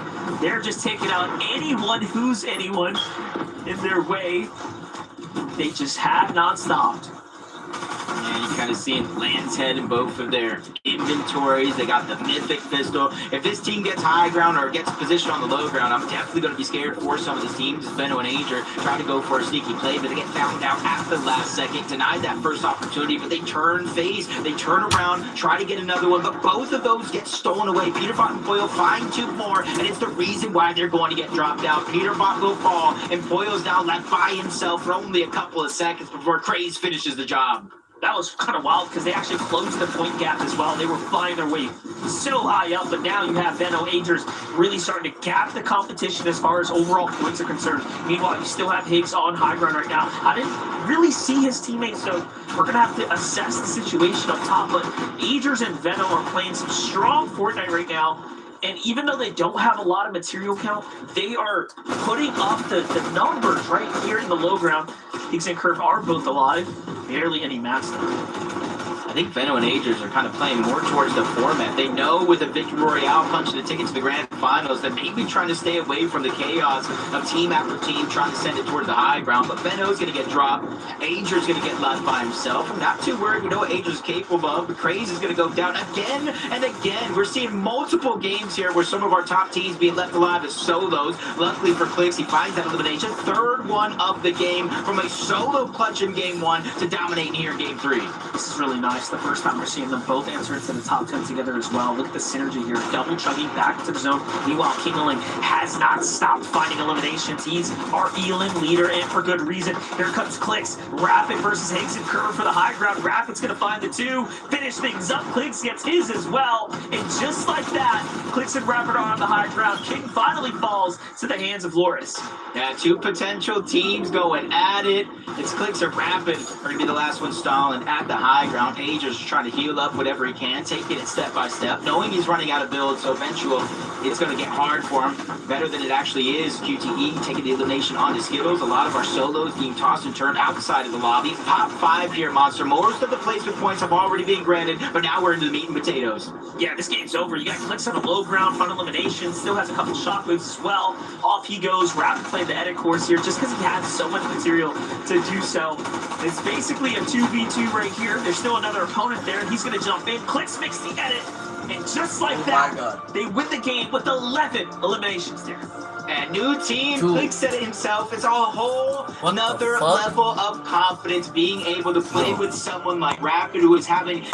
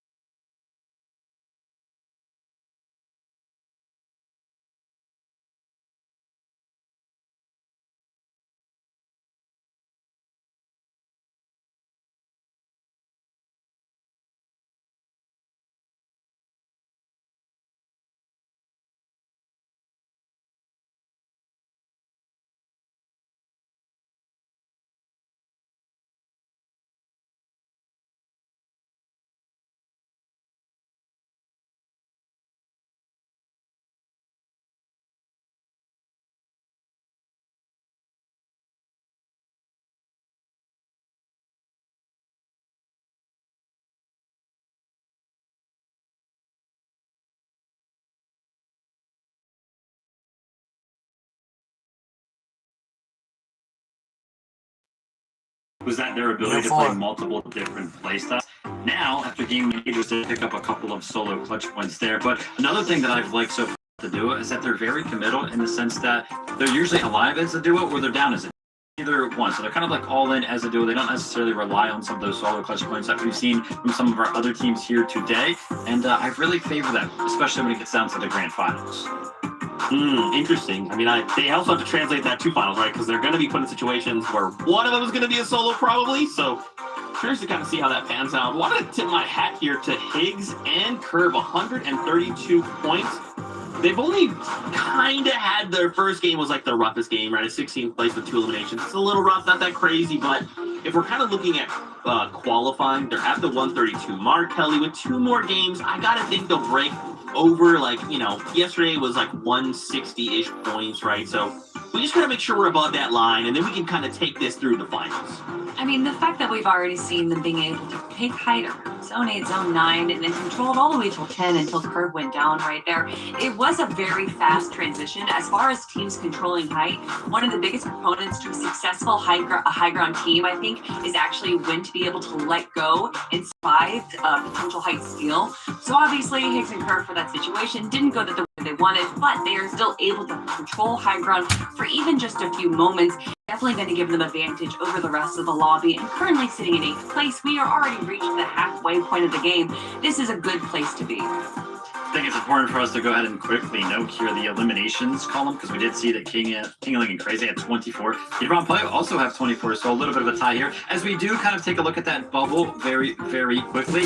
Usually when we finish up the day, it's top 15 to go ahead and secure that inconsistency as well. That's currently sitting around 7 points, was a little bit lower than I would have been initially anticipated, but you can see it in 18th place right there. We just saw a team go up 30 placements. Absolutely crazy. Kind of shout out to Amplify there. Hopefully they can keep this ball rolling and potentially qualify through consistency with just one more game. You gotta hope, right? You gotta hope. Listen, this is Heat 3. This is gonna be one of the last chances to try and make it through the next weekend's finals. You don't want to go to the LCQ, right? You want to try and qualify right here, right now. 2 games left to try and make something happen. For now, casters, take it away. You know, they hit the nail on the head with only 2 games left. This is where you start to think, does it turn into desperation mode? If you're one of those teams at the lower side of the leaderboard, you unite, start to think about that victory royale here instead of saving it for the last game. Yeah, you kind of have to. You know, we've seen it time and time again already. I want to say the big names are performing right about how we expected. For everyone else now, they're going to have to pull the rabbit out the hat, right? We're going to have to see the magic tricks come out here because they are running out of time. Yeah, and hopefully some of those teams, you know, you're on the bubble, you're on the line. Mistakes do happen. It's just about how you handle the pressure. Game 4 is here, so let's just run right into it. All right, let's kick things off, Jacob. We've seen a lot of action throughout the weekend here so far. The big boys qualing their way through. Clix and Rapid, man, talk about a performance of the weekend for them. You know, really clean, excellent job by them. But other teams that are already sort of punched their ticket through, Agers, Veno, Peterbot, Boyo, Kingling, Craze, they have so many points already massed up. You have to assume they're at the upper echelon of teams that don't have to worry now. They can start to do things like manipulate the rest of the lobby and really look to influence what the finals lobby is going to look like. That's something that we see every single one of these heat stages, but we saw a moment ago, Latte landing, one less team actually landing there. So with 3 POIs up for grabs, with 3 of those teams already in the grand finals, things are going to continue to change up. But one fight that will remain the same is Deja and Zeely winning the off-spawn fight, only with 21 points so far. So they have 2 thoughts in mind here. You play the game out as usual, get as many points so you have 2 win conditions in game 5, or you just fire away 2 different games, go for the victory royale, so that way you have less to worry about. Yeah, I'm thinking what a fun stack could be like. It's like, what was the lowest point team kind of leaning into 4th game or 5th game to fall through on NA over the weekend, right? I believe at one point we saw a team with around 60 or so points pop up out of nowhere and take a game 4 win. So it really is possible for anyone. All you got to do is win those contested drops, though. Wait a minute. You see this, right? See the difference. We're looking at the same thing, Veno and Age. And here's the thing. When everything happened with Shadow and Virgo not qualifying out of the heats, before Veno had marked a drop, it was this man right here. Kanata saw Shadow and Virgo. He said, I'm going there. Veno said he's going there. Kanata and Sphinx went back to their regular drop. So this could be a play out of Veno and Agers to take one less team out of their path, out of this lobby, and try to give them an easy road in the actual grand finals. It's funny how that works out. We were just talking about Veno having the potential to do just that. You know, at one point, he could have looked to Peterbot's team, right, and tried to, you know, force them out of the game. But that ship has sailed, you know? Like, they already managed to get 160-plus points. So now Kanata's going to be really forced into an interesting spot. Take a look at that different names. Find Sonetto on the outskirts. Sonetto was doing relatively okay as well, so really unfortunate for them to get their momentum slowed down, but just like that, they're forced to the last game. Any last thoughts, though, Jacob, about what Veno and Agers are doing here? I just think it's, you know, we kind of thought one way, but maybe, you know, Veno and Agers just had something planned all along. I know Vivid was giving, you know, Veno's outlook of why he even contested Peterbot and Pollo simply for that off-spawn practice, and it worked out so kind of crushing Bucky and Cam over towards the Heatwave Harbor, which is now going to work out for them because you imagine maybe they're uncontested. So I think Veno and Agers might be playing the long game here with their spot probably already secured. They're looking forward to see how they can affect the actual grand finals lobby. Yeah, definitely. Well, this is going to be a very telling opportunity now for Kanata. He could back up Dimsy for a second there, walks all the way up to the opponent and shoots him before he even realizes what's going on. A lurk got lurked on. It's a tough spot to be in here. It's Kiffy. See him bounce around trying to get the minis. They cancel it out. He's only going to be able to get one off. Dimsy and Allen just have full control right now on the back foot, knowing that they have a huge lead here. So they basically have options. Is the damage they got okay? They can disengage, kind of start to build up that momentum, and that does look like to be what they're going to do. They're going to let Kiffy, Yami disengage. Battlewood is just one of those POIs where there's so many buildings, so many twists, so many turns. You can easily start to get aggressed on if you just get caught off guard. Let's take a look at the current pigs here.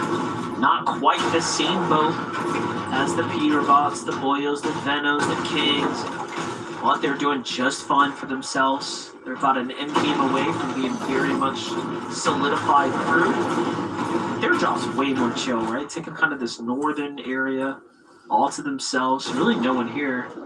I'm curious what their strategy has been actually to get their service. But Peterbot and Boyo continue to fight the teams on the outside. This time, Peterbot once again getting bested here, but it's all good. Boyo comes to the rescue just in time. Yeah, just kind of looking at the one elimination out of both of them, they probably kind of disrupted the fight. Maybe one of those eliminations got stolen away. There is a team on the outskirts towards the northeast, not too far away, so you can imagine how that is affecting things. But now Veno and Agers going from the top of the mountain, going after what looks like Dragon and Creon. Outside of the POI and any loot that could be there themselves, you got to imagine they're going after that mythic pistol weapon. You know, they're a team that does like to go for high ground at times. This could be the game where they set themselves up for a victory royale, and this could be the tools that they're looking for. Very nicely done here. Again, they're still in the hunt right now. You saw Kanata's nameplate in the distance there. But Veno's just finding himself kind of getting back to his, I feel like his fragging ways, you know? There was a point in time where everyone counted out and forgot about what he was capable of. Veno showing up here today. Alongside Agers, who's really managed to find his way into the place out very nicely. Veno in the charger. They got a nice job with the follow-up there, and then the finish.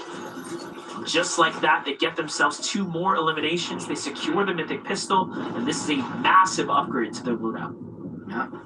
May not have gone how they thought it would go in terms of the amount of damage they took themselves, but that plan overall is 100% successful. They got what they were looking for. Kyrie getting lurked on. He spots it at the last second. A couple quick shots there to try to slow things down, but he himself takes about 85 or so damage. Shield is there and gives it an opportunity to look up. He sees another team lurking in the distance, and now they're toying with the amount of options they have. You can fight the team down below, or you can try to wait and see where this one goes. Let them make a mistake. Yeah, Unreal Yana playing the ultimate low ground. Echo trying to play for a little bit of position at the top, posturing up here. Loses the ball, gets a ramp place behind him, unfortunately forced into a bit of a weird position there. Just like that. All the resets come through. Here comes a teammate going box to box.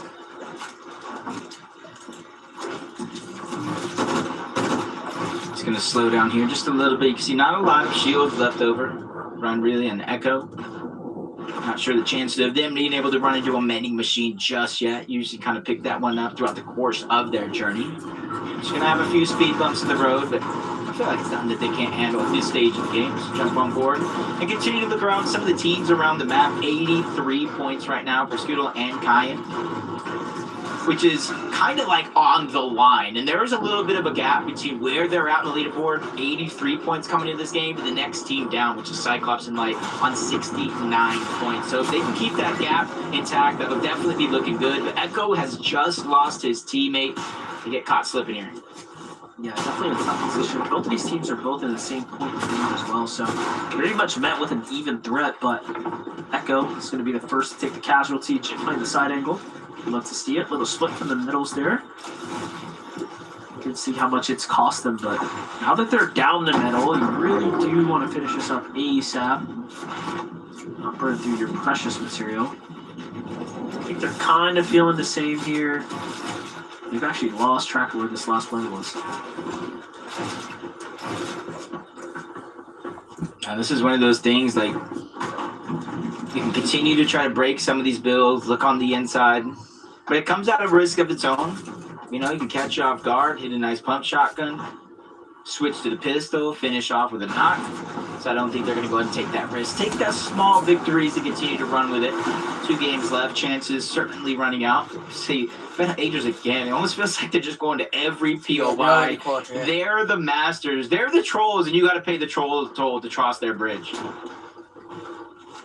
Let's jump back in with Veno and Agers. I actually want the update from Kanata. Where did he go? Did he get his reboot? Is a real question. Because we already knew that his game plan was pretty straightforward, you know? But as he's jumping back onto Kiffy here, cool wall take there. Doesn't quite get it. Kiffy was fast enough to respond. Agers poking in on the other side. Trying to get something to sneak through. Not necessarily bulldozing in just yet. They're inside the Battlewoods. The potential for so many teams to be in the distance, whether in the buildings or surge bases of their own, are going to be relatively high. As Agers continues to watch one angle, Veno closes out options on the other, getting control of that mending machine. They're already stacked up outside of materials, so I'm not sure what more they can be after. It's a great stat to highlight what Agers is capable of. The amount of damage he puts out. Again, very quiet player when it comes to his social presence, but the professional player scene knows. If you know ball, you know exactly who Agers is and what he's capable of. So many accolades under his belt. Either way, though, Yami and Kiffy continue to entertain the fight here for the mending machine. Agers and Veno, I think they've done enough. Meanwhile, going to the high ground. I was curious as to how Higgs and Curve were managing to kind of sustain their damage output. They seem to just wait for opportunities to come their way, playing the general launch pad. Especially since they are on the north side of the map. I think in that incredible rotation, we did see Reed attempt to go ahead and rotate from Wonky Land all the way to over here. So you're seeing they're just kind of watching the outskirts. The teams that either in desperation mode to dodge fights, or to just simply just go around the map. Peterbot Poyo going for alert. They're going to go ahead and shockwave up, force that player down into the palm of Poyo's hands, so continuing to go on this chase. It's a situation we see far too often. Over-aggression lead to the downfall of one of them two, forced to pick each other back on up. But luckily for them and that team down below, they're going to be able to skirt their way out to safety. It's actually scary how fast they have the ability to take the walls, make the edits, and just be flawless in their ability to navigate through the builds like that. Take a look at how things worked out for Kiffy, though. You saw Veno, Agers kind of messing with the beehive here. Kiffy finds a nice little shot out to Agers, then wraps him up. Gets the full finish as well. This is a minor setback now for Veno. A little taste of his own medicine here as he is now left by himself. I wanted the update from Kanata. We're getting it here. He's in the storm and gets his pickup. Playing the long game there. Now they have Sphinx back in the game, but are they too far behind to turn this round into any points? Yeah, they're already in the 4th zone, still in 1-tick territory. We're going to go to the 5th and then the 6th, so definitely on a clock to try to figure out what type of load up they can leave with. This Veno lurking around by himself. You see, he finds that elimination on the Pure. If he eventually does get the reboot like we're looking like here, they might have a body of loot that Pagers can quickly try to grab back on up. And you ask so many times, Curve, Higgs, how are they getting their surge? It's high mountain ranges, these tops, and all these teams lurking around for scraps. Yeah, definitely. You see a duo right there kind of lurking nearby, trying to find the shots onto Agers. As he comes in, everyone focuses on him, but gets away untouched. Tragic and Bolo still controlling the machine here. Plenty of heals for them to work with as well.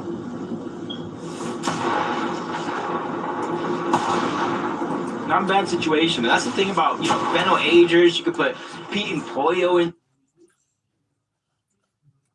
that category.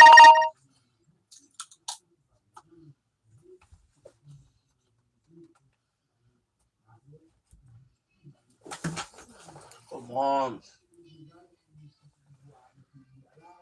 Any bit, especially since they know they have one more game. If they don't qualify here in terms of consistency, they can easily do it in the next game, if not pop off and get an actual win. So that's why you're seeing a different type of looseness than you would see in an actual Grand Finals lobby with 12 games, everything on the line. Storm Surge reappears again, 300 above for Cynics and Cirque. That's going to be okay for this zone, but they need to continue to accumulate that damage so it becomes less and less of a worry as the game continues. That's right, saw King and Craze front some elims there as well. We need to jump in with how things are happening on the other side of the map. They were at 2 elims here. They find a fresh team rotating deep in the storm. Couple taps, and just like that, a few headshots put them away. And that's going to put them up to 4. They might be finding these nice, clean, quick elims here, but come Grand Finals, I want to see what they can do against the increased competition. 400 below, though, for Pollo here. Pretty tough spot for them to be in. Yeah. And this is the type of gameplay, kind of exactly what I was talking about. We get to see how Peterbot got eliminated. They're below 300, underneath the damage threshold, even with resources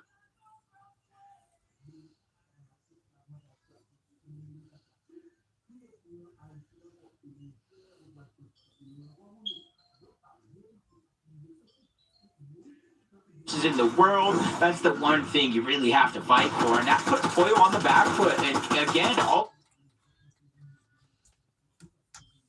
And Craze on the other side don't have that issue at all. For Kanata, he's already lost Sphinx once again here. He's barely holding on. Pollo does fall trying to fight his way through 2 teams. Fortunate for him, but Kanata's got a little bit lucky with that team fall in there, those players there being his immediate competition as far as that damage surge requirement needed.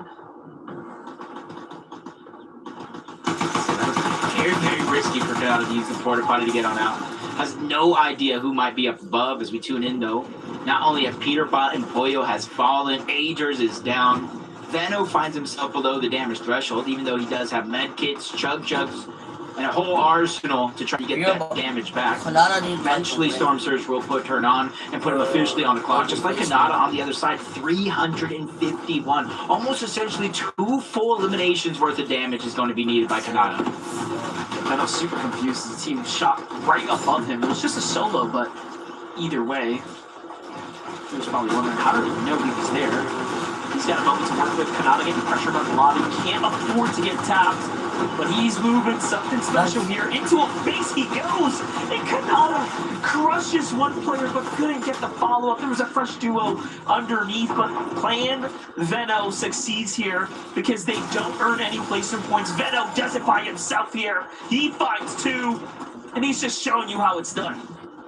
giving me deja vu. Wow, of Major 1. He came to this region and literally in his first FNCS drops the most eliminations out of every individual in the lobby, taking first place along with Curb. And now he's showing why he's one of the best players in all the land, not just one region. Doing it again here. It's just the heat stages, just qualifying, but sometimes you got to put your foot down one way or another, and Veno is doing just that. But without Peterbot and Poyo, without Agers in the lobby, this could be a moment for a team like Crazy to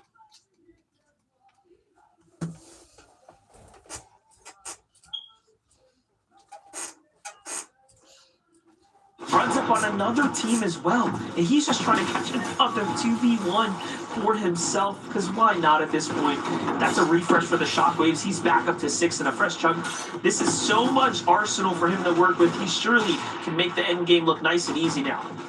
Yeah, immediately you see him stay off that low layer as a solo. That's one of the easiest ways to kind of get trapped and caught out, as he immediately returns back to form here. He said 7 eliminations. I believe King and Craze just trying to go toe-to-toe for that one. Coming into this game, Veno and Agers were in first place. King and Craze were in second place on 178 points. We could see a new first-place team after this game for sure. But Devade right now, M-Pessy needing a decent opportunity here. They're going to be on the high ground. And I think the only thing that they got that's not working in their favor is a max pool.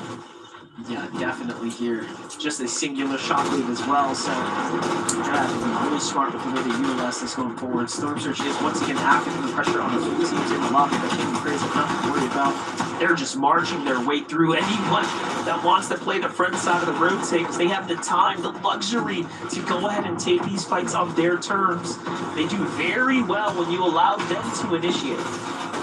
Yeah, they're just immediately staying on it. These situations are dangerous. It's so easy to get third party in their back, but they are so confident. Their 7th elimination, 1,100 above the damage threshold. It goes to show a lot of these fights are ending so quickly, they're not taking too much damage as Veno continues to go off. From 7 eliminations last time we saw him to 9 eliminations as a solo, almost looking at double digits as he just wipes the shield and HP off of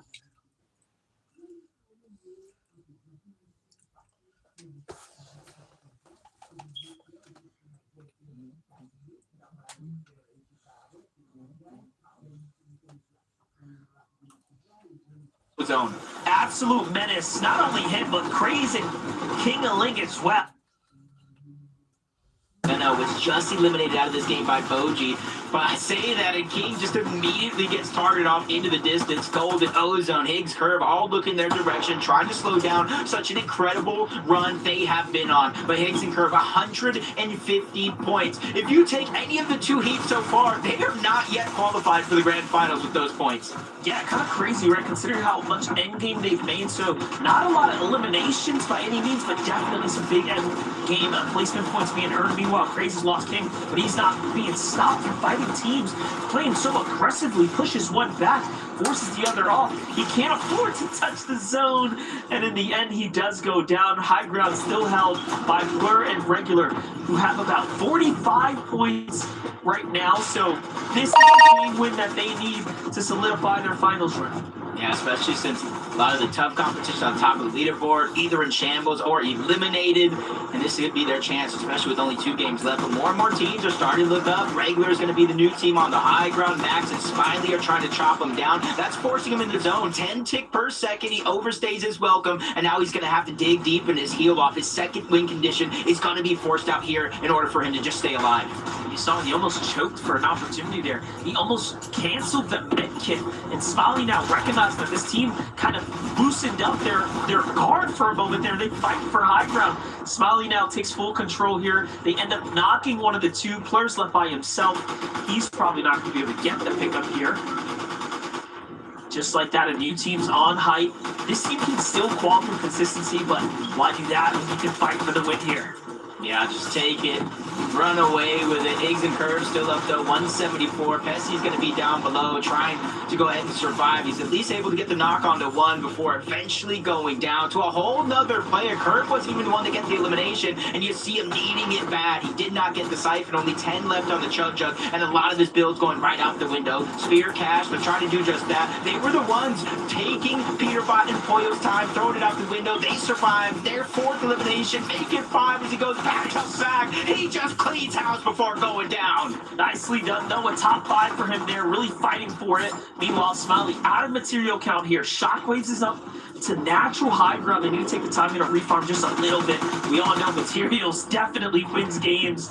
Curve, though, on the low ground, just trying to buy himself some time. Finds a leftover Chug. Okay, he's only got 10, but better than nothing at this point. 2 builds left. Meanwhile, also Golden, out of nowhere, had managed to survive the onslaught of the lobby. They were so far behind. Now they're finding themselves kind of in the race here. Curve might be the reason they can win, though, because the high ground team, we already know, doesn't have a lot of builds. I'm wondering if anybody even took advantage of the mending machine. As Curve gets a big elimination onto Allen. He missed out on that first opportunity at the siphon, but he will not miss out twice. As you said, he does not get the Chug Jug, only gets the builds, and those are instantly being burned through. Quickly hits the 180 shot before finally going down. That's Max and Smiley again. They were the ones that fought for the high ground, and they're hoping this could be the recipe for their success. Definitely. Smiley's already down, though. He might be given the 1v1. Ozone, Golden, looking for it. They break the builds here. Ozone's playing the Storm. He's a little bit off guard. Nicely done for him. They get the 2, and now it's a 2v1. Dimsy's in the Storm healing. Ozone and Golden has so many seconds to play with, but he's got the mending machine.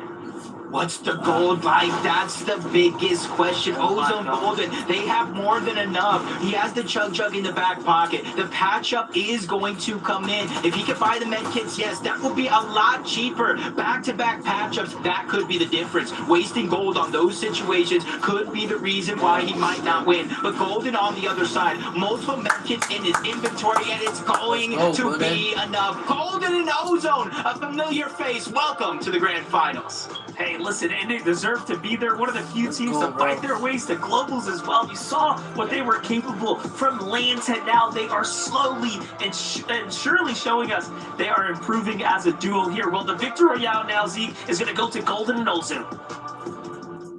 Fortnite fam, I can't even believe this has happened. I want to give you some insight really quickly.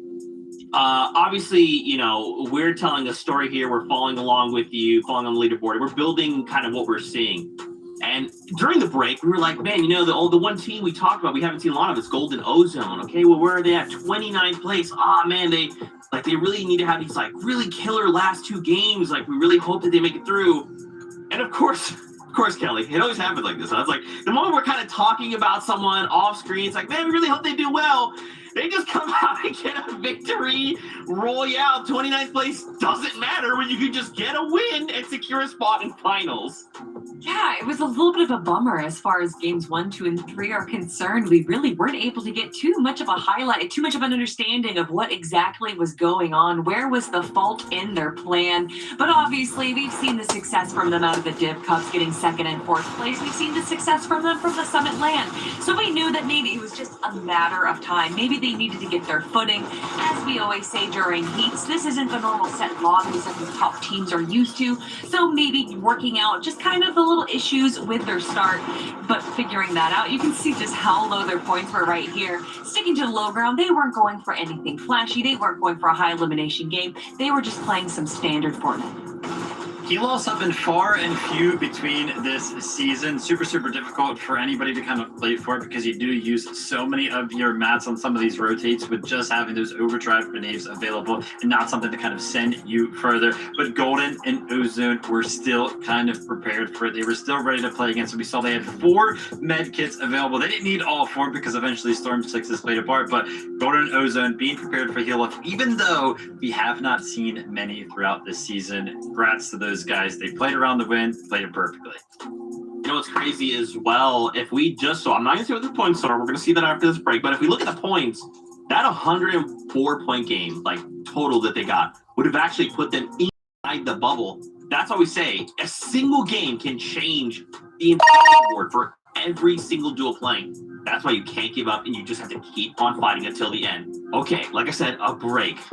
Well, one more game to go. When we come back, take a look at the leaderboard. We'll set up all the crazy things that could happen, and then we'll get ourselves ready to find out who's gonna get that last VR and make it into the top 10. Stress is through the roof. We'll see you after this break. Oh no, I'm stressed.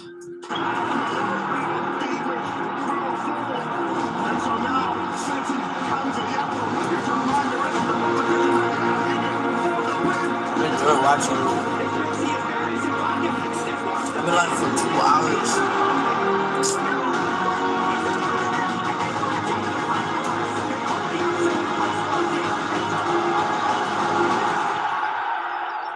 See you in August.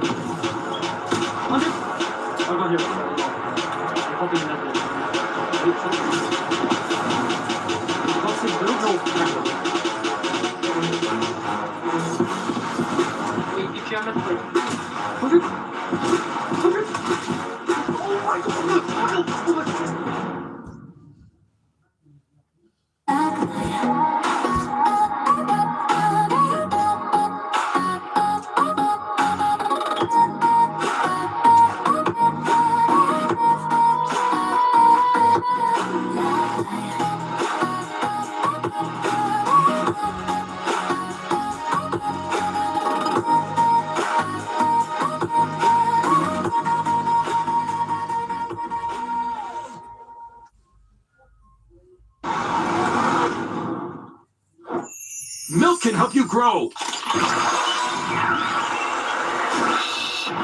can't prevent your ride from blasting into space.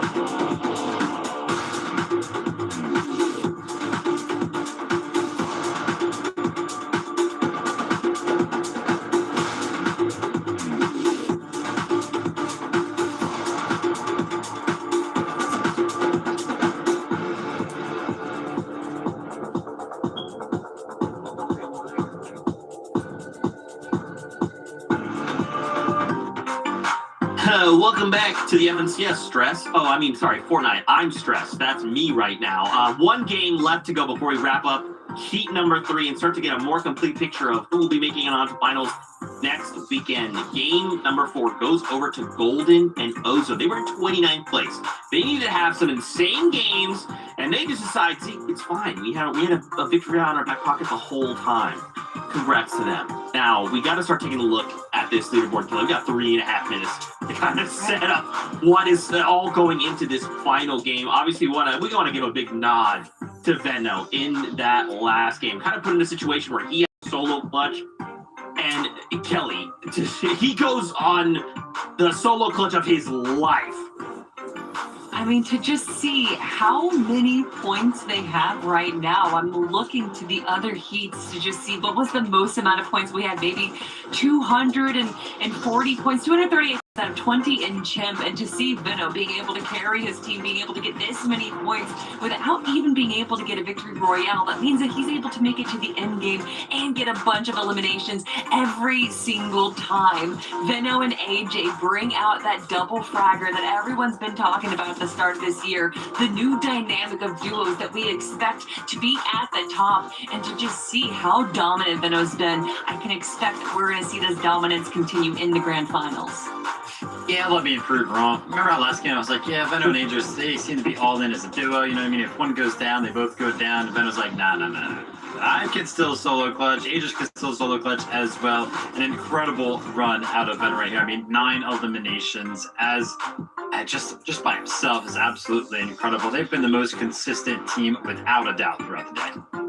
And that's why he is a 5-time champion. We got to turn to the page 2, though. Let's start talking about. So remember last time I said Golden Nose, and even if they didn't win that game, they actually have 104 points. The bubble right now is Kanada and Sphinx. Kelly Link. Listen to me right now, Kelly Link. No. Kanada has never missed a finals of FNCS, okay? He is on the bubble right now. This is a dangerous game, a fine line we are walking right now, Kelly Link. If he doesn't make finals, I won't be here. I'm not showing up to work. I can't do listen, now the extra pressure Kanada and Sphinx to not only qualify to the grand finals, but to also make sure that Zeke shows up is placed on your shoulders. Go, everyone, add Zeke and Miss Prime to blame him if they don't fight through. But anyway, it's Kanada, it's Sphinx. You think that if anyone's going to be clutch up, it's gotta be this duo right here. Kanada has proven himself to be so smart, so innovative when it comes to the meta not fitting to what he wants. And yes, maybe they're in 15th place right now, but Vivid, they got one more game. They've got a chance. It's gotta be this, right? Kanada and Sphinx have to go through. They've got anything going for them right now. Is that, of course, they have the experience on their side.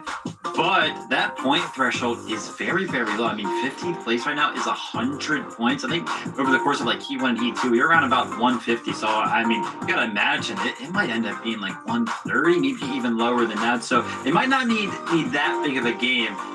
But they are going to need a big game to absolutely and without a doubt secure it. I mean, 30 FNCS finals in a row for Kanada, including all of those LAN appearances. Surely it doesn't end now. I mean, obviously you would still have Tuesday as a last chance, but it's gotta make it their heat. Yeah, look, this is Kanada, right? We just have to believe right here, right now, he can make something happen. We just had a pretty disastrous game last game where we have to reboot and all this stuff kind of unfolded and went wrong. We have to hope that they've managed to keep their mentals intact and they can just come in, do what needs to be done to secure a spot to next weekend finals. But that's the case for every other duel here, either in the bubble or sitting outside the bubble. And don't forget, a Victory Royale auto-qualifies you to next weekend finals. If someone in that top 10 gets a VR, we're going to have a crazy final leaderboard. So for now, you're up, Fortnite fan. The last game of Heat starts right now. Casters, take it away. Yeah, the pressure's on Kanada here. We saw the pressure on Golden and Ozone as well, who were very far off qualifying, and then they pulled the win, Jacob. So anything is possible when you're one of the best. No, it definitely kind of leaves those nerves at attention here that, you know, you can either have a Victory Royale, hopefully one of those teams above you kind of loosen it up. As it's looking right now, it seems like we might have the lowest point total for a Heat so far of 2026. I don't know if things could change, but that's just what it's looking right now. So Kanada and Sphinx have a little bit of a blessing going their way. Yeah, definitely. You know, I didn't think that it was going to be lower today. We did mention there's always that chance of randomness, but here we have it. Game number 5 is ready.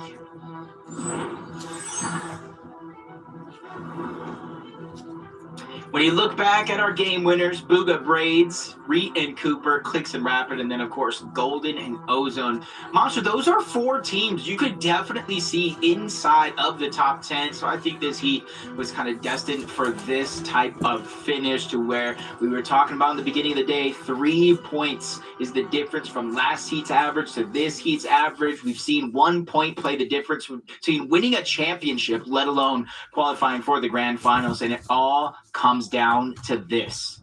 Yeah, in the end, the law of averages will work itself out. So we're going to see how it ends up playing out. And, you know, coming into this game again, we didn't expect Veno to even, you know, make the pivot of a play last game. They decided to do so. They only found one of the 2 players. Kanada and Sphinx surely are going to be much more sharper. They're going to be on the lookout. They're going to expect the unexpected. And they only need a few points. So I'm curious if they had a backup plan or backup strategy, or if they're just going to tighten up their drop. Right now, Veno is going to lose to Dragon, though, in the lead there. So you can see that already they're trying to, you know, get land nearby and be the difference maker. Yeah, we saw them go for this mythic pistol in that last game. Obviously, it was a little bit later on where they kind of had full loadouts and to jump on their opponents. This time, they're just taking the drop straight out of the gates, where you almost got to give a team like Dragon and Korean a little bit of advantage. They have been landing here, and they're playing with a lot on the line as well. We were talking about Kanata and Sphinx at 100. Korean and Dragon at 108 points. If they were to get taken down off spawn, they have to sit and watch their actual spot go by. Yeah, I'm kind of curious about that because, you know, we were talking about how, like, Queasy and Victor V like to play for this drop. You know, what happens if you have someone like Creon push through, right? And then they all of a sudden determine or decide for themselves, hey, we like this drop. Ooh. Well, we'll just have to play it out. There you see Veno falling, though. Kanata Sphinx on the other side. Still at the latte, still playing their general route, but this time hip to hip here. Not veering too far off, not looking to venture somewhere that they can't support you. Yeah, just going to leave no chances. They're not going to take too many risks, probably, unless they have to in this situation. So we're going to see a lot of hip to hip out of Kanata and Sphinx, which could work out to them because maybe, you know, another team jumps on them or they're in a situation where they spot a solo out, but Vibe's going to be chilling on top of that mountain. Not necessarily sure he's going to go straight for an elimination, but any damage can put Kanata and Sphinx in a little bit of a hole. This hunting Mako seems to have a bit advantage here in their fight. They already got that one elimination and a little bit of elevation over Zeely. This is a really interesting fight that's kind of taken itself out to the coast here. Unti's going to be the first to fall, though. Zeely ends up catching him. And then the follow-up. Okay, so a little revenge here. For a second, I thought he took his hands off his keyboard because he was thinking of emoting, but probably just pressing the clip button. Well played for him. It's not something that happens every day. Hit him with a quick cutback, too. Like, he thought I was got sight. Gets that elimination. That's going to be a big confidence boost. They're in a situation where they need a victory royale if they want to go ahead and advance to the grand finals, dodge that last chance qualifier. I think anything is possible, especially with the way some of our top teams have been playing. Just going straight for eliminations, not necessarily worried about going down. And this is where you see a little bit of a difference this time around. Poyo with the Warforged AR. Peterbot's going to go ahead and grab the other one. Maybe they switch back there, but obviously you can see the tricks that they have up their sleeve. We know throughout the course of the game they're going to look to get aggressive. It's just a matter of who they're going to fight and what dreams they're going to crush. Yeah, in last game they found themselves below the surge. We knew it was likely to happen after Peterbot was taking so much of that damage. Just really unlikely as far as how things worked out. But take a look at this. Bucky and Cam making an early rotate here as well, trying to get themselves situated for endgame 2. And they're falling into the hands of players like Gutterleaf, who will happily welcome anyone who wants to rotate back. Free damage, free surge. They just continue to look down from above. Very, very similar spots over here where teams are just lurking around these many machines. That underground tunnel. Now Peterbot and Poyo look to get offensive, but they're just barely going to be able to escape that porta potty teleporter. Push them down below, but at least they give them all the real estate up above to take control, use these many machines, and just kind of rotate on to the next one. They're not going to sit idly by for too long. It's a team that I feel like just gets bored playing Fortnite, so they just key everybody. Yeah, definitely an interesting play here, right? Like, they're trying to figure out what makes the most sense for them. I think, to me, this is more like prep for finals, you know? The way they've rotated towards different drops definitely seems pretty intentional right now. That's Curve on the other side, though. Finds a team. They already have 2 wins, by the way. This one almost leaves me scratching my head just a little bit. We were literally talking about Dragon and Creon. Yes, 108 points, maybe 111, because they did get that elimination onto Veno. Oh. And they lurk all the way to the side. They were looking for Agers. They chased Agers into their own demise. Now Curve and Higgs are here. Both teams essentially qualified to the grand finals already, but they can definitely play spoiler at what Agers has going on. Agers has a man kick. Curve is like, dude, we know there was someone here. He's going to check for it. He checks the code. See inside the code, of course. Goes for the right camera peek. Agers barely misses that one, and off he goes. What a way for this one to turn around. Curve Higgs. Whoa! Fired up. Agers gets caught out there. Well played. He did try. They did try. But it's Creon and Dragon in the end who end up really taking the bulk of the L here. 111.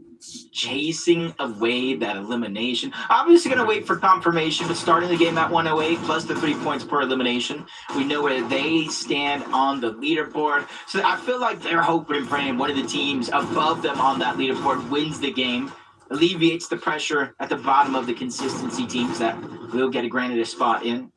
Only time will tell how they're feeling when this one's said and done. Cash and Spear, another team that actually has a few moments throughout the course of today where you kind of look at them, it's like these guys, you know, can fight with the best. They held off Peterbot and Pollo for quite some time and even forced them to disengage from the actual fight. And they could just have one decent game. They don't even need anything phenomenal, but just one decent game. They could be one of the newest teams here in the grand finals. Just got to touch the backboard. That's all they got to do. Pollo, Peterbot already swapped up the loadouts here. You saw the SMG exchange, so Peterbot back with the War 4 JR.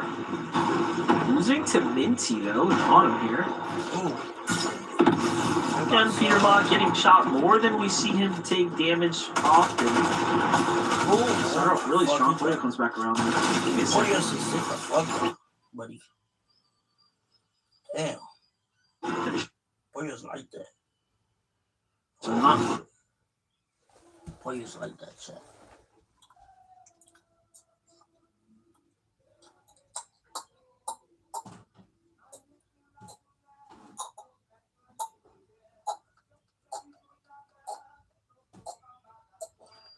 Listen, that wasn't just a shot. Like, he's a monster shot where the builds are breaking, but Pete he goes back up, returns to the scenic ground to finish his job. Pollo drops down below. Typically, you could go over to the reboot van, but that's just going to make way too much noise. So great heads to play by Pollo. Just waiting for Peterbot to finish that fight, get their fourth elimination, kind of rise up the leaderboard. They do have a legitimate chance to take first. They do have a little bit of a gap to overcome with Adrian Veno no longer in this game. That's the first place team out of action.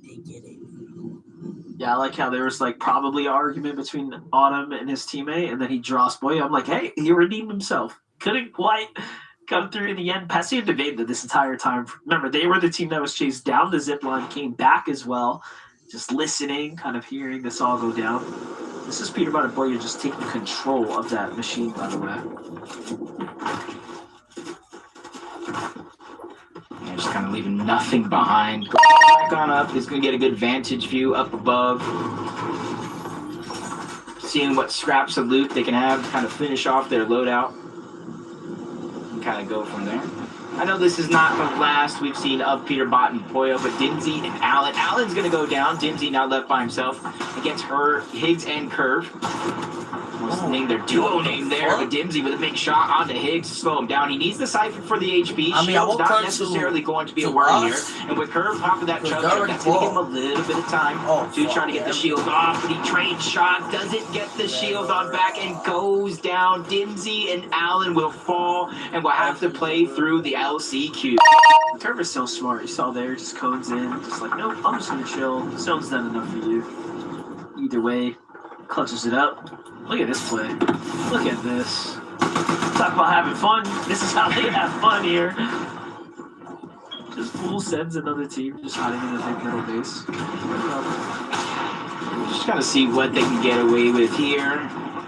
Nobody really even looking in their direction. The third party. Pollo gets one. Stack them up. Knock them down. 6 eliminations here in counting. You see 2 teams at Sanctuary. 2 teams on the right side. Again, nobody even lurking in this direction. I think they kind of see the feed and realize it's Peterbot and Pollo, and that is one bear you do not want to poke. Let's take a look at it from Pollo's perspective the entire way through.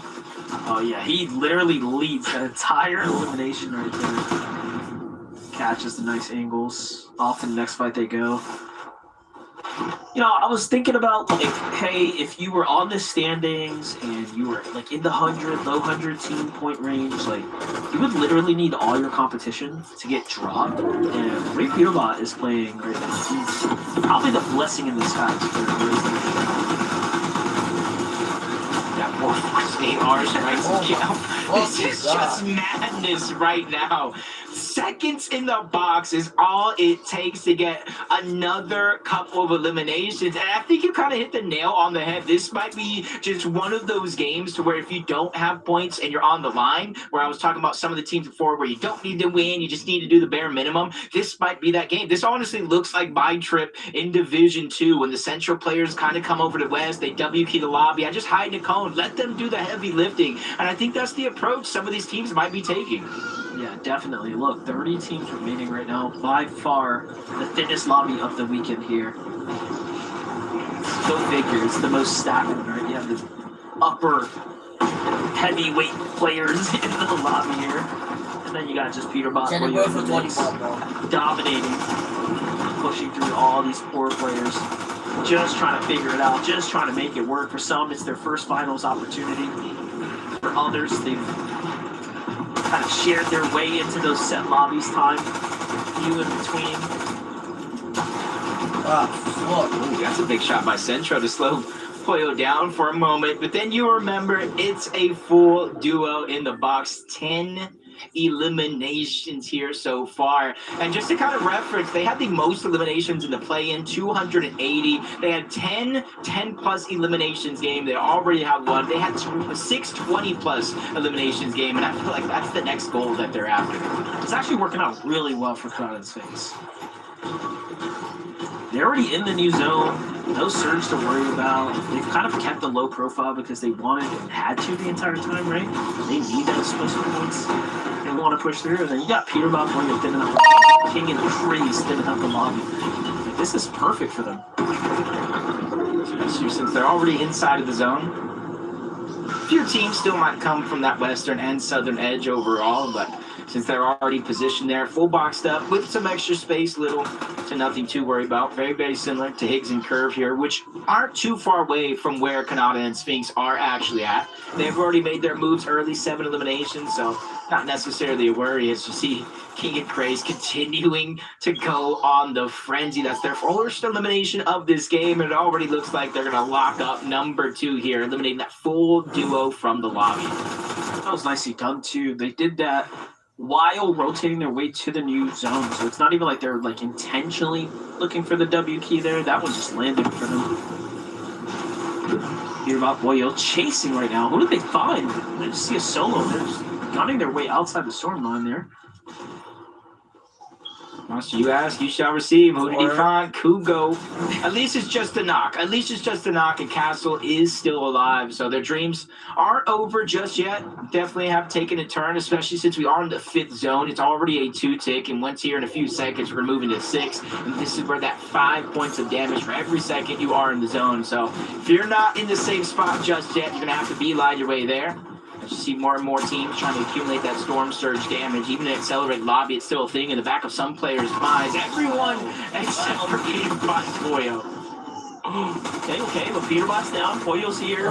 Finds the follow-ups, the instant elimination, but no, the thirst comes through at the end. This is 13 elims now. Is Poyo going to go for the Ruby code? That's a real question. Oh, this is King Craze. That was crazy. Might have a chance, though. Oh, yeah, I'm pretty sure. Yeah, there's one on top of the mountain. I was thinking Frosted Flats. It might be too far away. Then I'm like, wait a minute. I'm pretty sure there is a second reboot. Pushed or not, he's going to have to go ahead and get aggressive here. Big shot can be fired off. He's taking over 180 damage just like that until he's sprayed down by King and Craze. Yeah. One hunter into another. I was going to say, you know, again, we made all these references about King and Craze, the other team in this lobby, thinning things out. And you just shot the wrong duo on their own team. They have nothing to lose. You saw how fast they just turned. In a normal grand finals, that right there never happened. They'll never came into the storm, away from the safe zone. But all good. Entertainment was there. Curve and Higgs now on the pressure right now. Who is that they're fighting? I thought for a moment, because I saw in the feed, that they did take down Sphinx. He is fully eliminated out of this lobby. But that might have been the blessing for Kanata. A whole nother team pushing in to try to disrupt that fight. This is how they found that elimination. Rotating from Frosted Flats, trying to make their way on over. And you can see he wasn't able to actually get the revive. So Kanata now in this game has a solo. And he's right below all the action of Higgs and Curve. How badly does he want to kick? Curve and Higgs actually have 9 elims as well. Talk about a huge game for them right now. It's just happening out of nowhere. The zone is going to double back, though, towards Kanata. He might be able to count his lucky stars here. Now, I kind of have a problem with this, though. You don't have Peterbot in this lobby anymore, so they're not going to continue to be keying. Unless King and Craze, Higgs and Curve keep pushing the rest of this lobby, everyone else is playing for the win.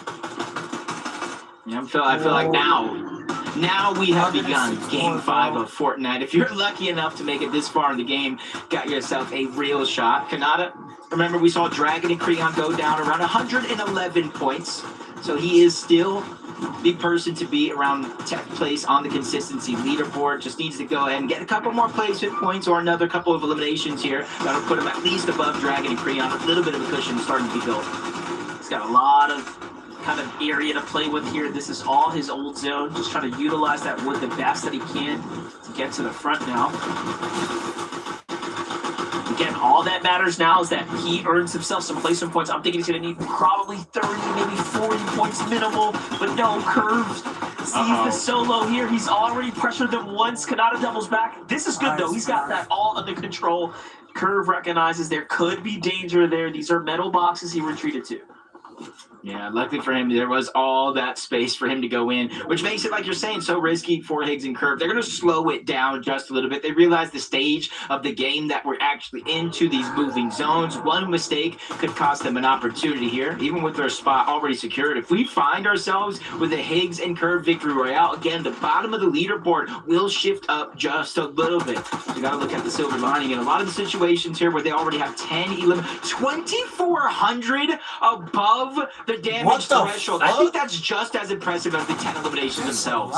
Leading the lobby right now, leading the pack here, doing very, very well for themselves. Look at this, this really isn't even a real mid-ground layer. Like, Higgs and Curve kind of have this, like, chill lobby. This is what happens in the end game when you start to really push players to their limit, and everyone is so low on the standings and out of the race that they need that win for grand finals. This is exactly what happens. Meanwhile, Kanata, more pressure than anyone else right here as a solo takes that one. Can't quite get the finish as he has to rotate through, but he leaves that player in the storm. He might be able to earn himself some placement points here, and of course the elimination points. We'll see. Definitely see why he just made no play for the actual lead. He's pretty stacked for the most part, especially considering he's a solo. Max is going to get cleaned up, so he does get his points. 111, tying Dragon and Creon on the overall leaderboard. One more team needs to go down. Who kind of passed him, start to build that cushion. But you can see how dangerous of a position. Not only he, but Spear is on the other side. 134, much farther up on the leaderboard. But you can even have that feeling that maybe it's not over just yet, but he is so close to qualifying. I don't know how to do the ultimate low ground play, but he goes for it. Meanwhile, Bucky and Cam try to make the heroes effort play for high ground, but Cam is left by himself as it turns to a failed attempt in the end. Higgs and Curve thwart their attempt. Cam now forced the heal. Kanata falls at 115, Jacob. Uh-oh. Now you're really starting to feel that pressure monster. 13 eliminations, though, for Curve and Higgs. They're continuing to light up the leaderboard. Top 16 situation. 3 players monster running around as solos down below.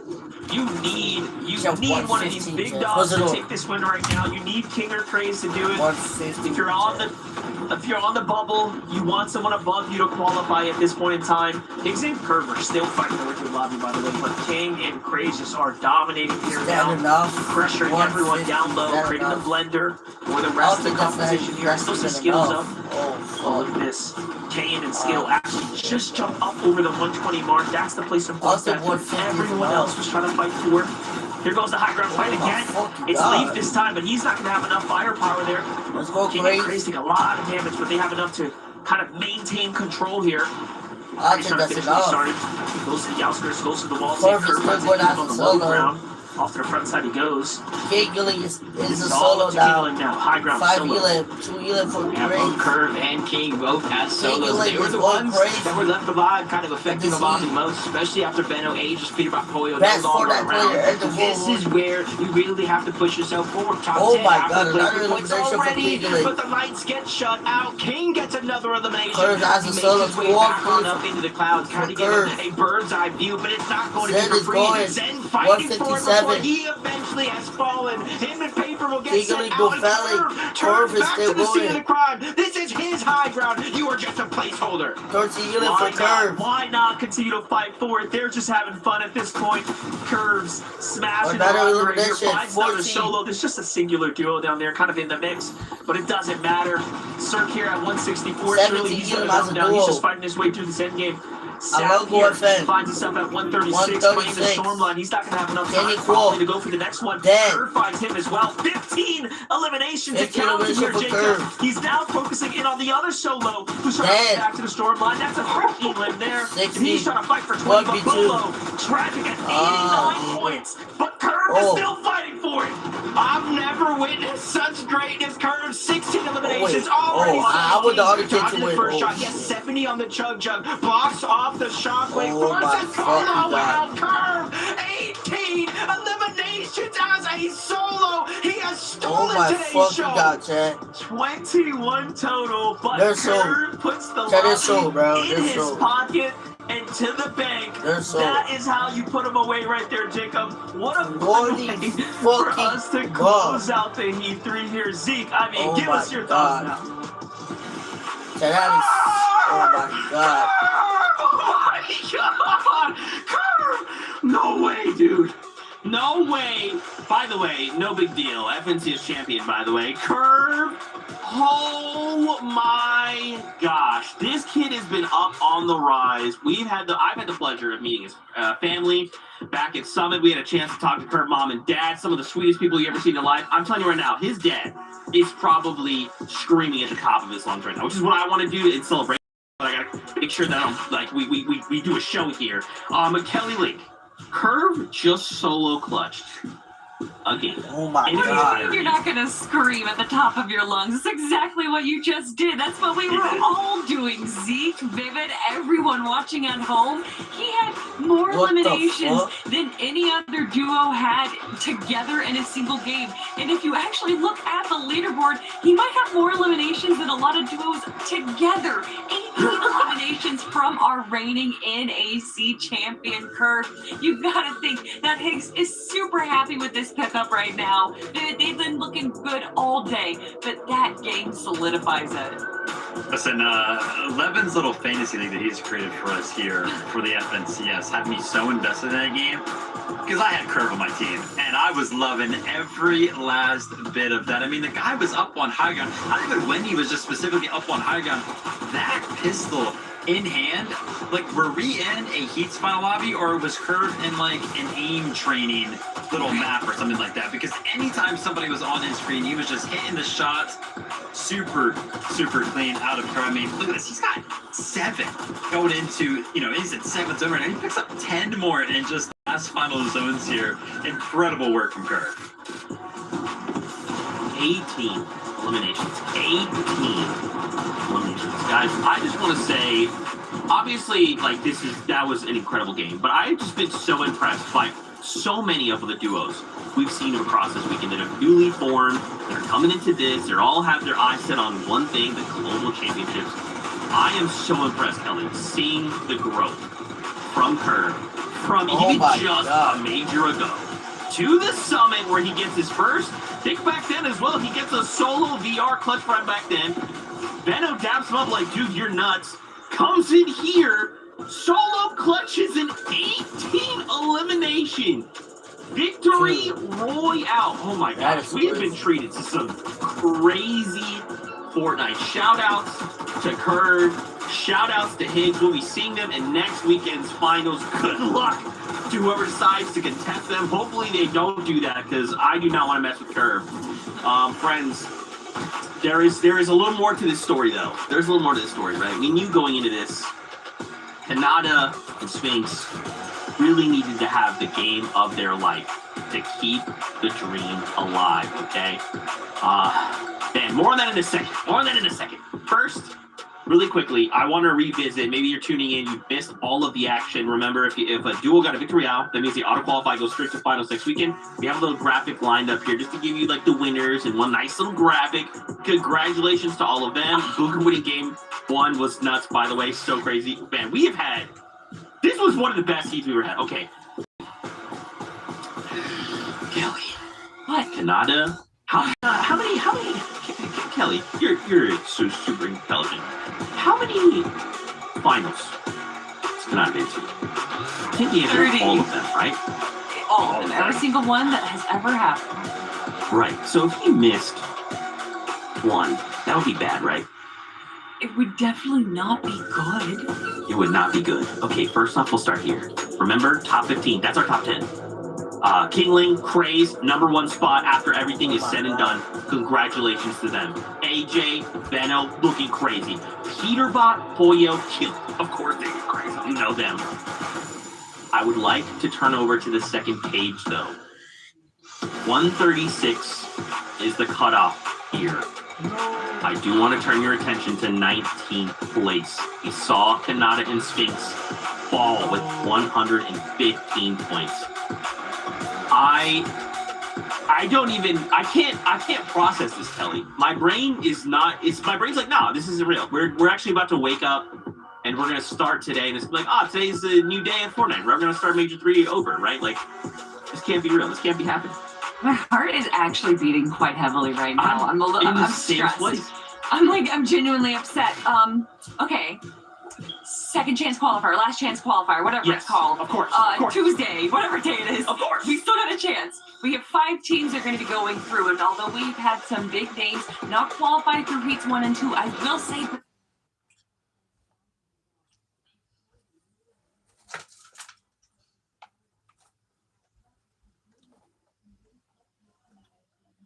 My internet is so slow.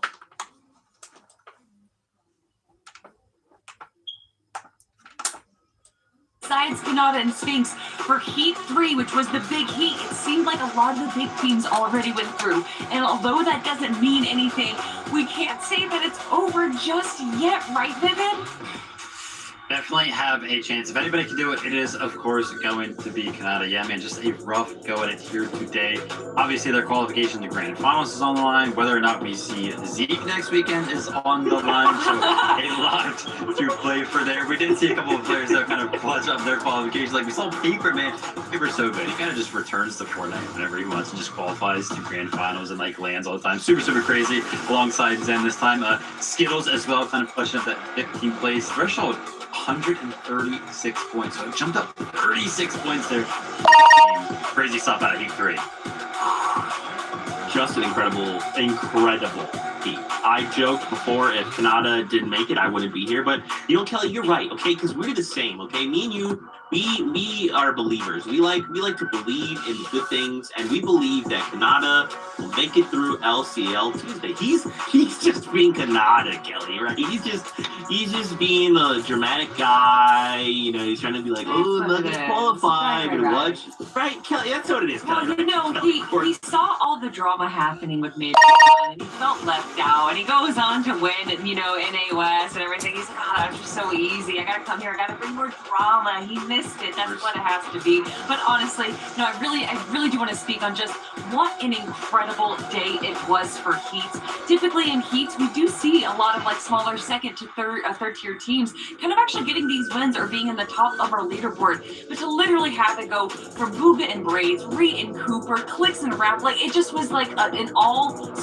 star-studded event for today. And that was just a little taste of what we have for grand finals. This whole weekend has been absolutely incredible, Vivid. Yeah, without a doubt, I mean, you're kind of talking to how good Heat 3 was. All of our Heats were super, super fun. This weekend was absolutely fantastic.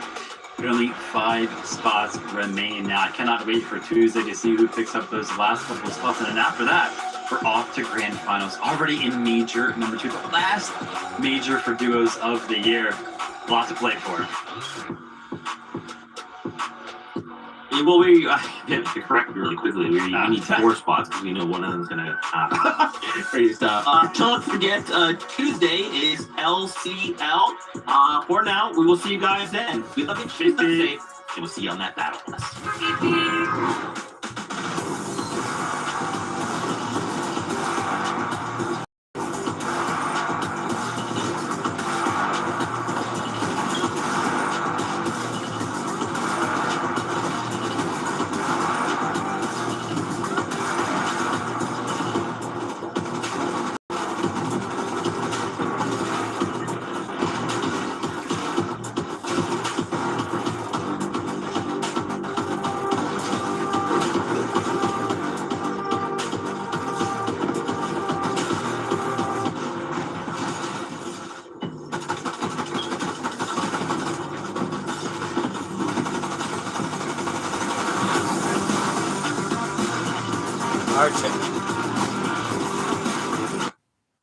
Alright, chat. I will be live for LCQ on Tuesday.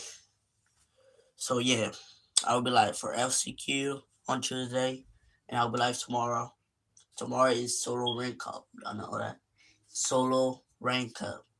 I'm not sure if I'm gonna play Fortnite on Tuesday, but I will be live for NAFCQ. I will be live for NAFCQ and maybe EU LCQ too. So yeah. Bye guys.